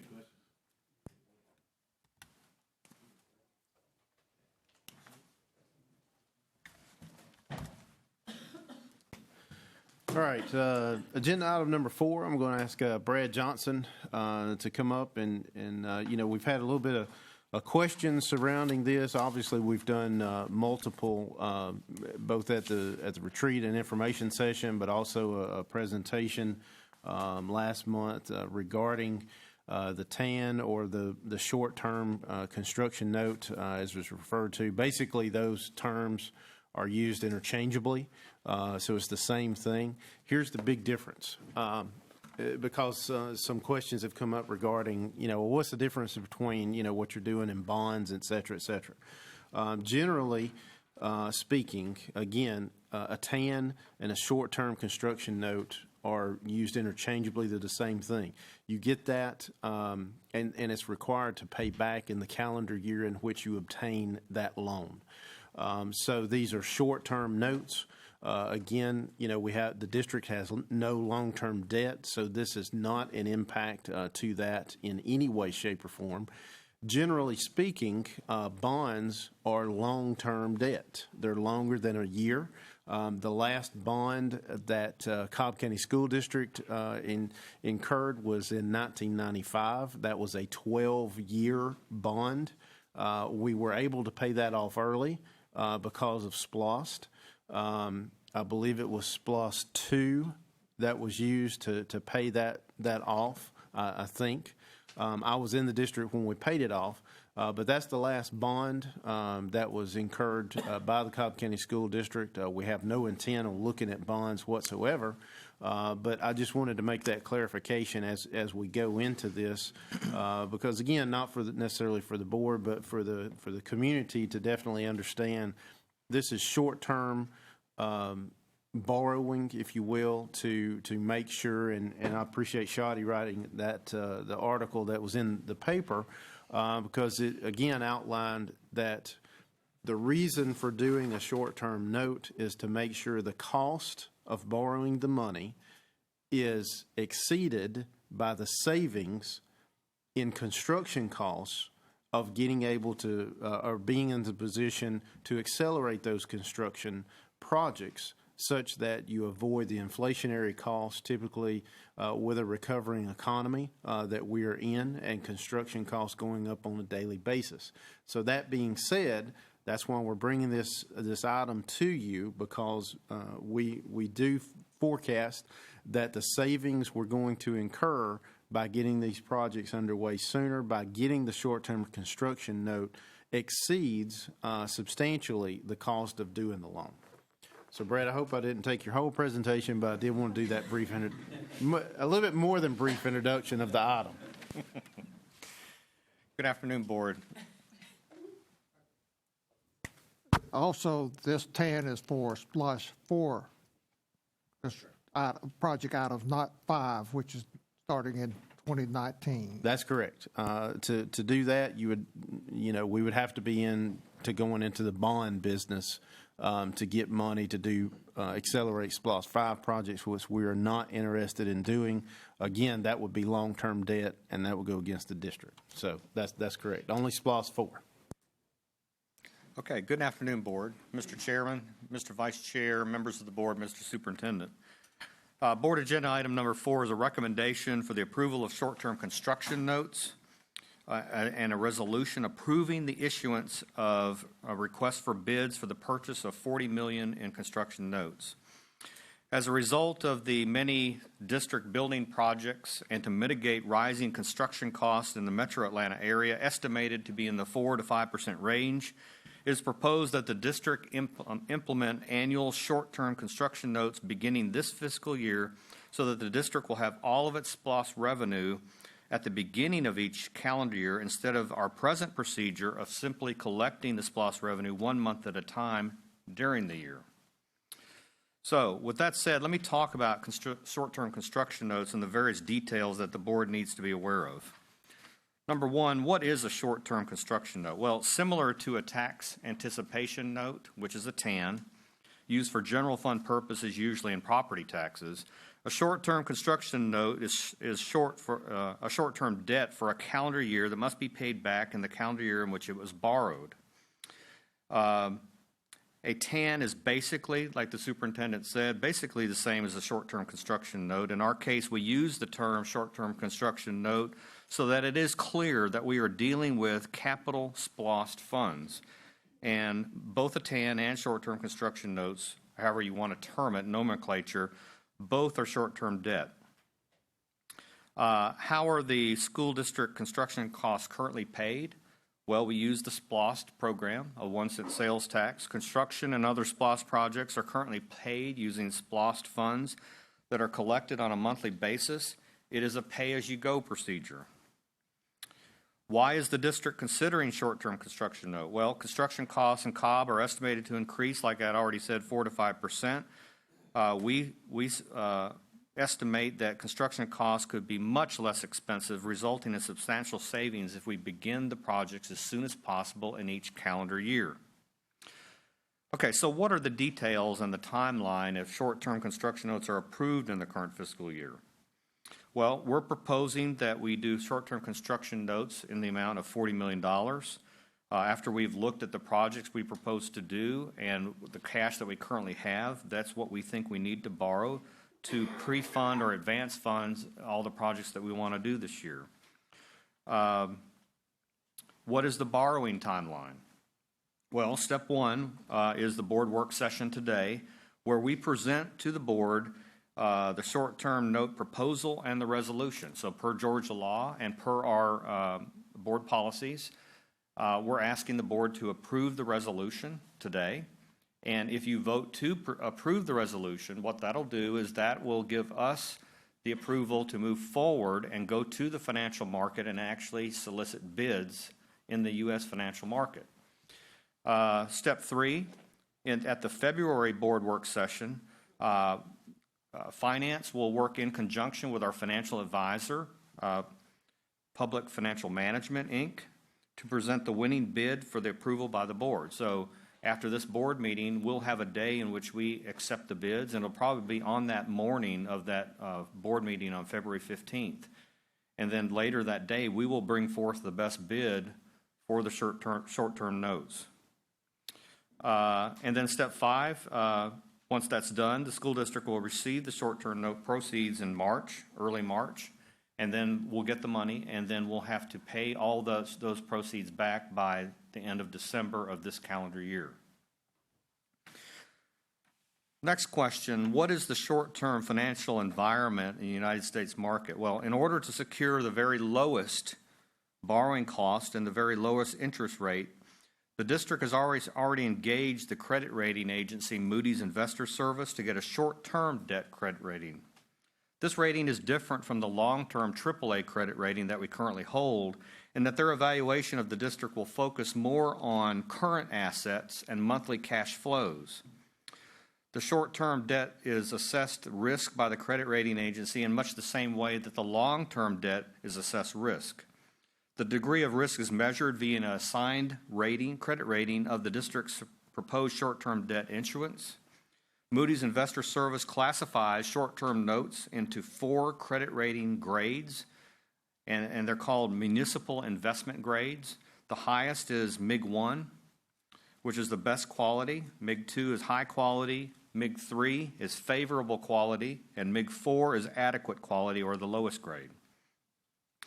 Based on the district's current financial status and the district's financial operation, on December 15th, we already engaged Moody Investor Services, and they assigned us the highest possible short-term credit rating, MIG-1, to the Cobb County School District. Additionally, as a result of engaging Moody's Investor Service for the short-term credit rating, Moody's also reviewed our Cobb County School District's overall credit rating standing, and on December 15th last month, they reaffirmed our current AAA status. You might remember that 3 years ago, the district received the AAA credit rating designation for the first time in the district's history. And it is my pleasure to report to you, the board, that the Financial Services Division has worked hard to maintain this financial standing. Very few large organizations in the entire world maintain both a MIG-1 short-term credit rating and a triple long-term credit rating all at the same time.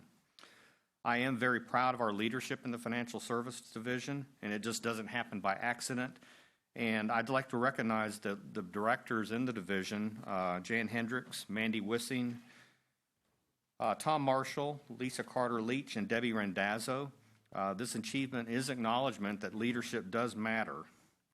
I also want to publicly acknowledge our financial advisor partnership with Public Financial Management, Inc., and our bond counsel for their professional mentorship and advice in helping us to achieve these credit rating thresholds and for shepherding us through the short-term note financial process. This financial advisor team consists of Courtney Knight, Kathy Posey, and Elise Lamel, and also special thanks to our attorneys Terry Finister and Clem Doyle. Administration requests that the board approve board agenda item number 4, short-term construction note resolution, so that we may proceed in requesting bids for the next board meeting and bid out the notes in the U.S. financial market. Mr. Chairman, that is my presentation for the board work session today, and I'm here for questions. Thank you, Mr. Chair. Great presentation, and just have a question. We're procuring $40 million through this issuance, let's say. Are we issuing a single note, or are we issuing multiple notes to an aggregate of $40 million, or is that to be determined?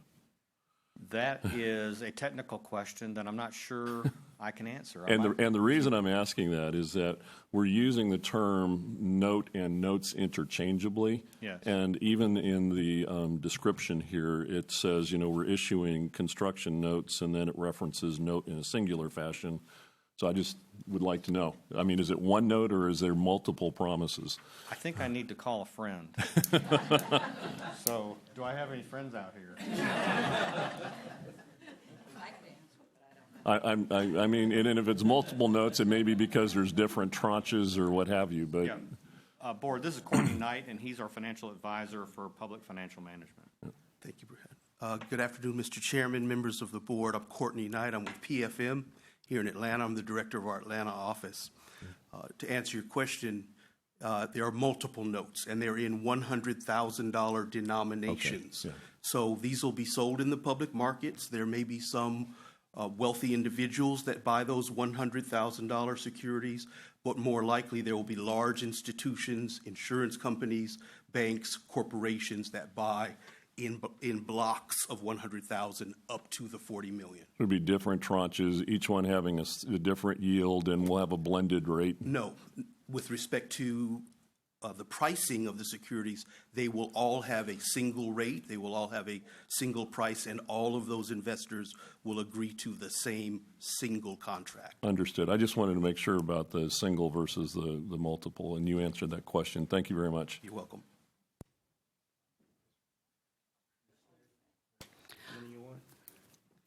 Brad, when you said the $40 million that we would be borrowing, you said that was for all the projects that we wanted to do this year.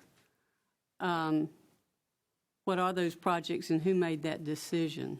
Yeah, it's not all the projects. It's a majority of construction projects, but the $40 million can be used on any SPLOST 4 project that's coming up. So while the benefit is, of course, with construction to get those accelerated, and I feel pretty confident we've got a list of those projects. Of course, we work, also with our consultant, James Wilson, who helps us with that, as well as the SPLOST department, and John as well. But it's not to say that $40 million is going to cover every single project left in SPLOST 4. Right, but I just wanted to clarify. I didn't mean to interrupt, but I just wanted to clarify. Yeah. That's what I'm seeking an answer to is, and as I shared with you, I've been questioned by my community on which projects are going to be covered in this and which are not. You know, is this all going to one project, or is this, which No, project? it's definitely not going to one project. Absolutely not. So when will, and is the board involved in which projects will be completed and which ones will not, or who makes that decision? You want to speak to that, John? I can speak to it when you get through. Sure. And not tying dollar for dollar this $40 million to any specific project that I'm about to enumerate, but as already published in the newspaper, I can give you a list of projects that were either already underway in or that we intend to undertake in 2018. And this is not necessarily exhaustive, but just giving you the big rocks, if you will. Completion, obviously, of Brumby Elementary School, East Cobb Elementary School, Campbell's new gym. Pardon me, East Cobb Middle. Campbell's new gym, North Cobb's new gym and theater, South Cobb's new theater, the Osborne High School replacement with which you're familiar, Harrison High School gym and theater, Lassiter High School new gym, and then Walton High School new gym and theater. And that's not an exhaustive list, and not to say that that's dollar for dollar for this 40, but this 40 would essentially go into the mix that would allow us to, we think, undertake the major remaining projects, including those. And let me add to that, the intent of doing the short-term note is to boost and accelerate those construction projects that we can do concurrently, to where normally if we had to wait for the monthly revenue to come in from SPLOST, then we wouldn't be able to address a large portion of these projects concurrently. What getting the note does is allows us to get an acceleration on those projects such that we can do them all concurrently, or the large portion of them concurrently, to where we're not having to wait on the revenue to come in. Now, $40 million, we know that we're far going to exceed $40 million in the annual revenue of SPLOST 4 because we have that trend and forecast to substantiate that. So it's by no means, that's why I wanted to clarify that $40 million is by no means going to cover every single project, nor is it going to be the only, that's going to be the cap of revenue for this coming up year, because it's over $100 million that forecasted revenue will be for the 12-month period of 2018. And we still don't know that because it's going to fluctuate based on the projections versus actuals. But the $40 million is just to be able to accelerate some of those or all of those projects that were just listed. By no means is it going to one project. So it's not like we're getting a $40 million loan to do one project. Because as construction goes, you don't front pay for the entire project anyway. You pay in increments. As completion is done, you get a percentage of that draw on whatever bid or RFP has been awarded to the construction company to perform that project. That being said, it allows us to do many more projects concurrently, because when those draws come in for payment against those projects, we're able to pay many more projects at the same time than if we were to wait for the revenue to come in.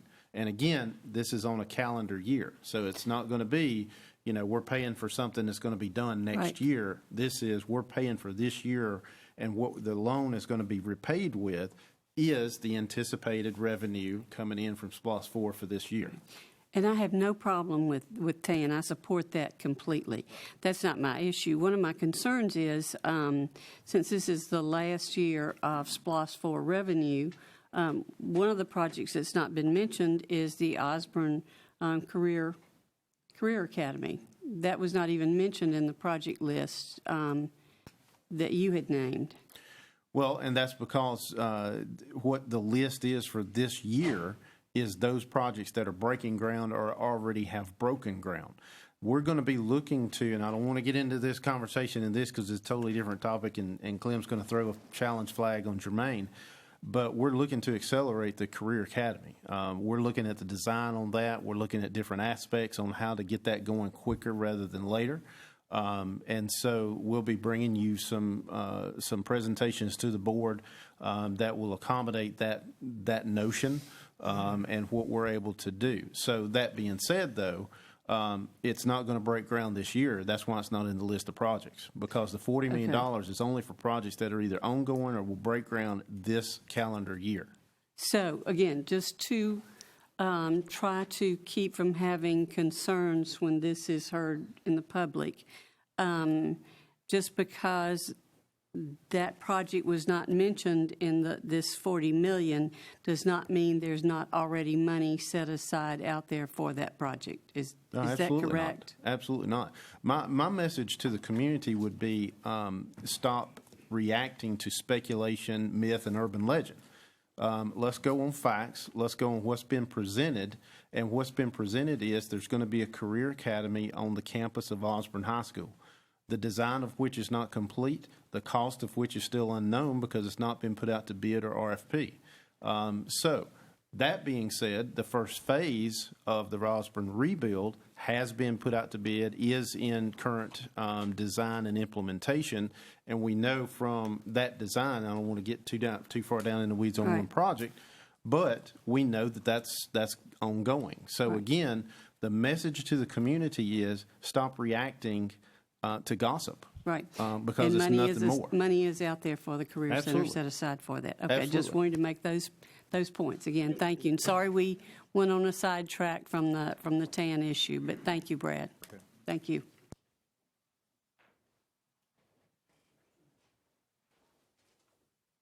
Thank you, Mr. Chairman. Let me explore some amounts and timeline. We're saying that the TAN will actually be able to start borrowing on the short term or TAN in March. Beginning of March. Once the board has approved it, beginning of March, we can start drawing on that $100,000 increments all the way through the end of December.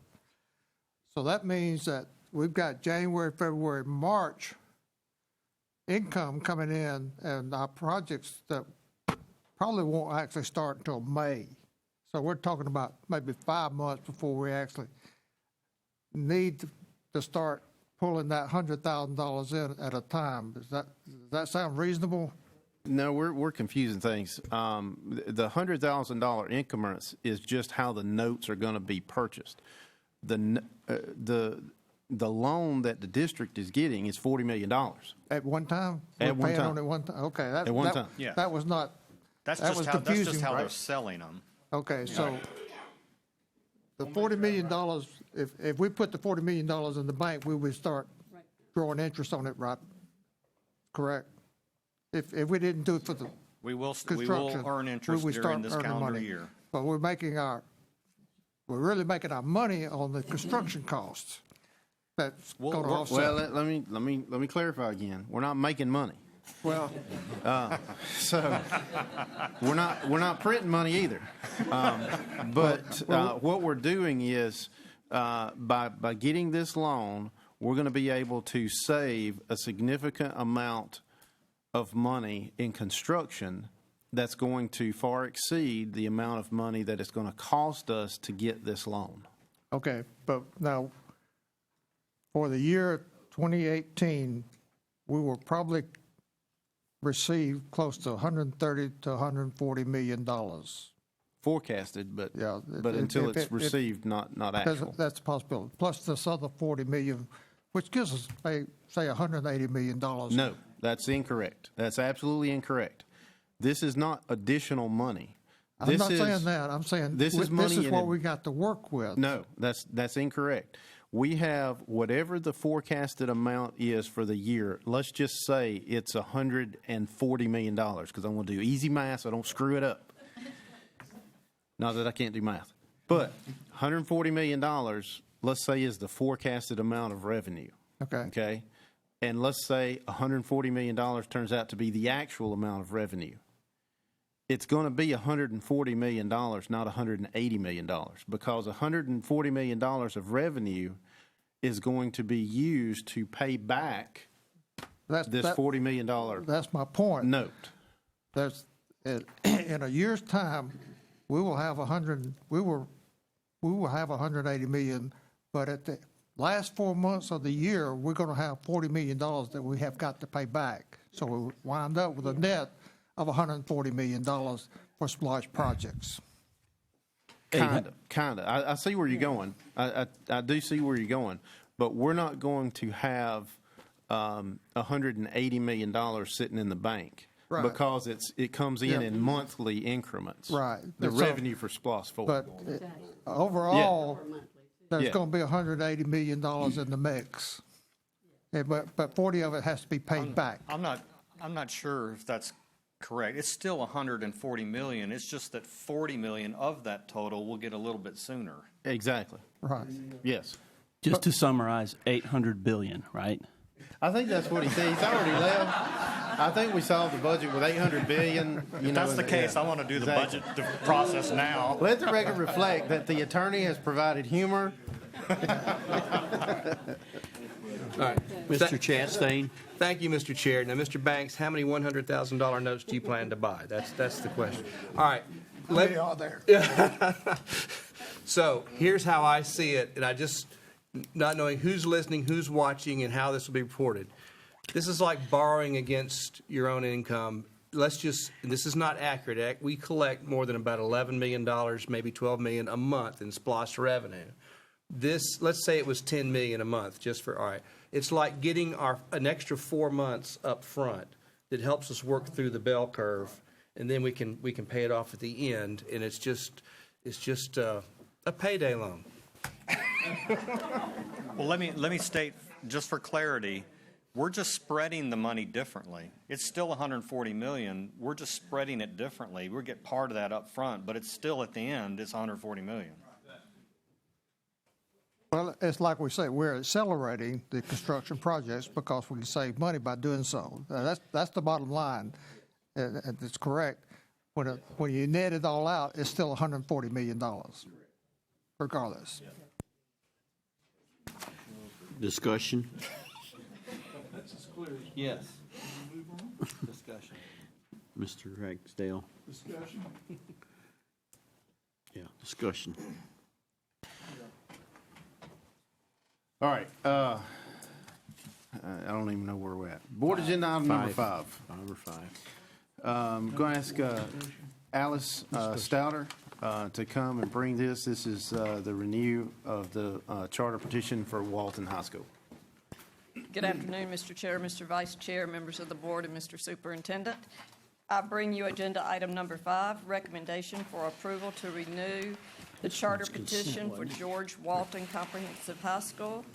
George Walton Comprehensive High School has been dedicated to excellence since its inception in 1975 and was named a National School of Excellence during the 1983-84 school year. A refusal to be satisfied with past accolades has propelled Walton to continue to seek even greater levels of achievement. In June of 1998, Walton High School became one of the first schools in the state of Georgia to obtain charter school status. In its 19 years as a charter school, Walton has been recognized for a variety of accomplishments. Walton's 4th 5-year charter renewal request received a high level of support from the staff and parents. During called meetings on October 3rd and October 4th of 2017, the charter petition received 100% approval from the faculty and staff. These 2 called meetings were also held to give parents an opportunity to vote on the charter petition. 99% of the parents voted to approve the charter petition. The current petition has been reviewed by a team consisting of representatives from all central office divisions and legal counsel. Specific information regarding waivers have been provided for you in your packets. Approving Walton's charter renewal petition will allow the school to continue its pursuit of academic excellence. The charter renewal notebook takes several months and lots of information to put it together, but it has been reviewed. At this time, Dr. Catula and I am open for any questions that you may have. Thank you very much. And having been involved in this process with Walton before, I mean, it is a very arduous process, number one, and I appreciate all the work that the administration and your team does. One of the things that I think the community at large doesn't understand is Walton's position as what's known as a conversion charter school. Can you talk a little bit about that and, demonstrate the difference between conversion and other charter schools? I can do that, but Dr. Catula is my expert with that, so I'm going to ask him to come up and answer that. And it's also my understanding that the conversion charter opportunity no longer exists. Is that correct? Thanks for having me up here again. The conversion charter allows for a school to have its own independence from the district, but it still reports to the board of the district, just like ours, versus a regular charter schools, which are reported to a charter entity, an independent entity. Once this charter is approved by our district, then we will be submitting it to the state.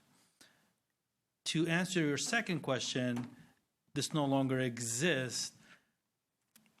I've heard different scenarios from different people at the state, but our rule number one is to get this board to approve it first, before move on to the state, before they approve it or decide we no longer need the state approval for it. Yeah, and I'm not aware of any threat to that, so I think that's fantastic. But you answered my questions, and thank you very much.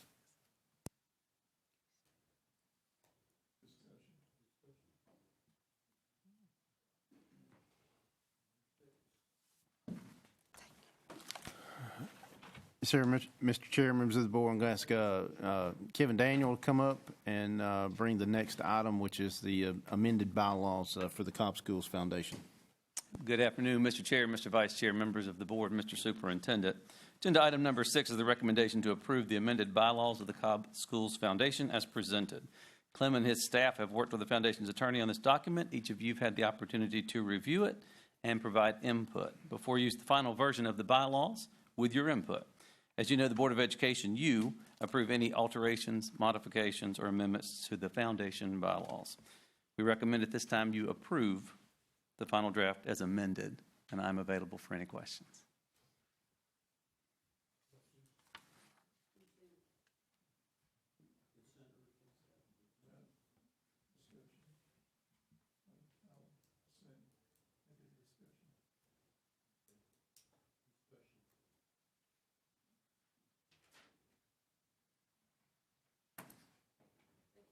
Thank you.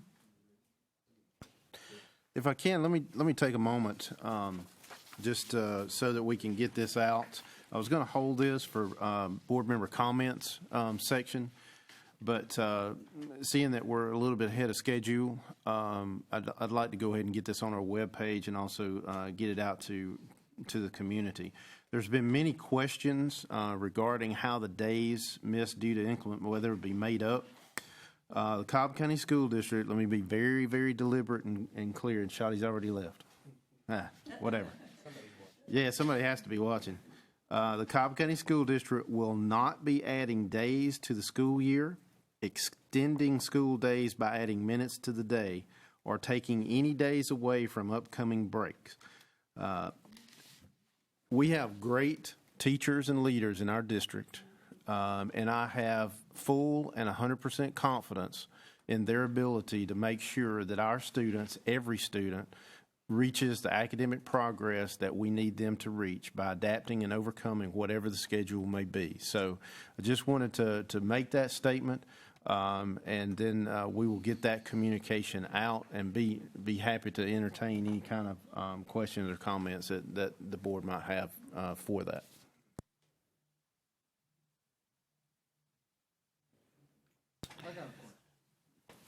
Mr. Banks. What if we have some more snow days? What will we have to do to mitigate it? Well, again, and that's a very real possibility because we've not made it into February yet. So that being said, we'll address that as we get there. But again, at this point in time, it is not my intent to modify the school schedule at all at this point in time. So that will be my same philosophy moving forward. But again, we'll have to cross that bridge as we get there should we have an unusually large amount of days missed in the future, of which there's no way to predict. I still am looking for, the crystal ball to know exactly when to close and when not to close. But until then, we will take it a day at a time. Well, it's very apparent, I think, to the community that we have come down on the side of caution and closed the schools where there were potential hazards. And, I think the public probably appreciates that, even though they probably didn't want their kids home for 3 days in a row, but they were safe. Right. And I appreciate you saying that because I was remiss in not mentioning this, but the predominant factor that plays into our decision to open or close is the fact that we are putting high school drivers on the road. As parents, we put ourselves in that situation to say, is it safe for high school drivers to be on the road to get to and from school? And that's why we also took into consideration this year, as far as early dismissal, we flipped that so that we are dismissing high schools first. And that is twofold. One, we want to be able to get those high school drivers off campus and at home as quick as possible. And two, we want to make sure that we get older siblings that might be riding buses and those kind of things, we get them home first such that they can receive the younger siblings at elementary school. Because one of the things that we did learn in the Snowmageddon event, if you will, is we had a large number of buses where parents were not home and elementary kids could not be dropped off because there was not an adult there to receive them, so they brought those students back to school and thus exacerbated the situation of the bottleneck, if you will, because now you've brought kids back to elementary school. Well, then you have to try to get those kids back home on another run. So when you have schools that have double runs, now all of a sudden you have schools that have quadruple runs. So we did try to learn and debrief from that event. And again, hindsight's always 20/20.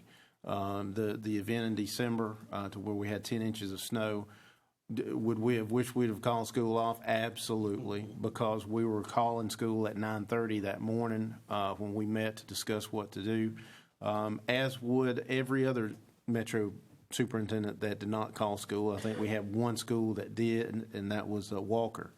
So we're going to borrow their crystal ball as it turns out to be. And but again, we're going to make that decision in the abundance of caution, and also keeping in mind that we have high school drivers. That plays a huge role in that decision-making process. Okay. Thank you, Mr. Chair. You're welcome. Next, we have the approval of the agenda. If there's no objection, our agenda is approved. We will now go to executive session. Is there a motion to go into executive session for personnel, permitted personnel, land, and legal matters? Ms. Thayer, second. Mr. Sweeney, all in favor? Right hand. Opposed? Mr. Banks, are you? Motion carries. We are now in recess, and we'll go directly into executive session. Excuse me just a minute, and the superintendent can table this if he wants. But we have a new format here with the notebook and all this.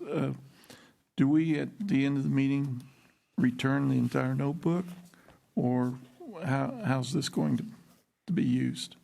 Or is this a one-time thing? That would be great. If you want the documents inside, I'm prepared to give those to you as well. Okay. Thank you. Just a little bit of housekeeping. All right. Different. Thank you, Mr. Chair. Mr. Sweeney. Are we going to executive session now, or? He was getting to it. Okay, thank you. Proceed with your statement. Okay, we are now in recess, and we'll go directly into executive session at 5:30 p.m. We will return here at 7 o'clock p.m. for our voting session. Thank you.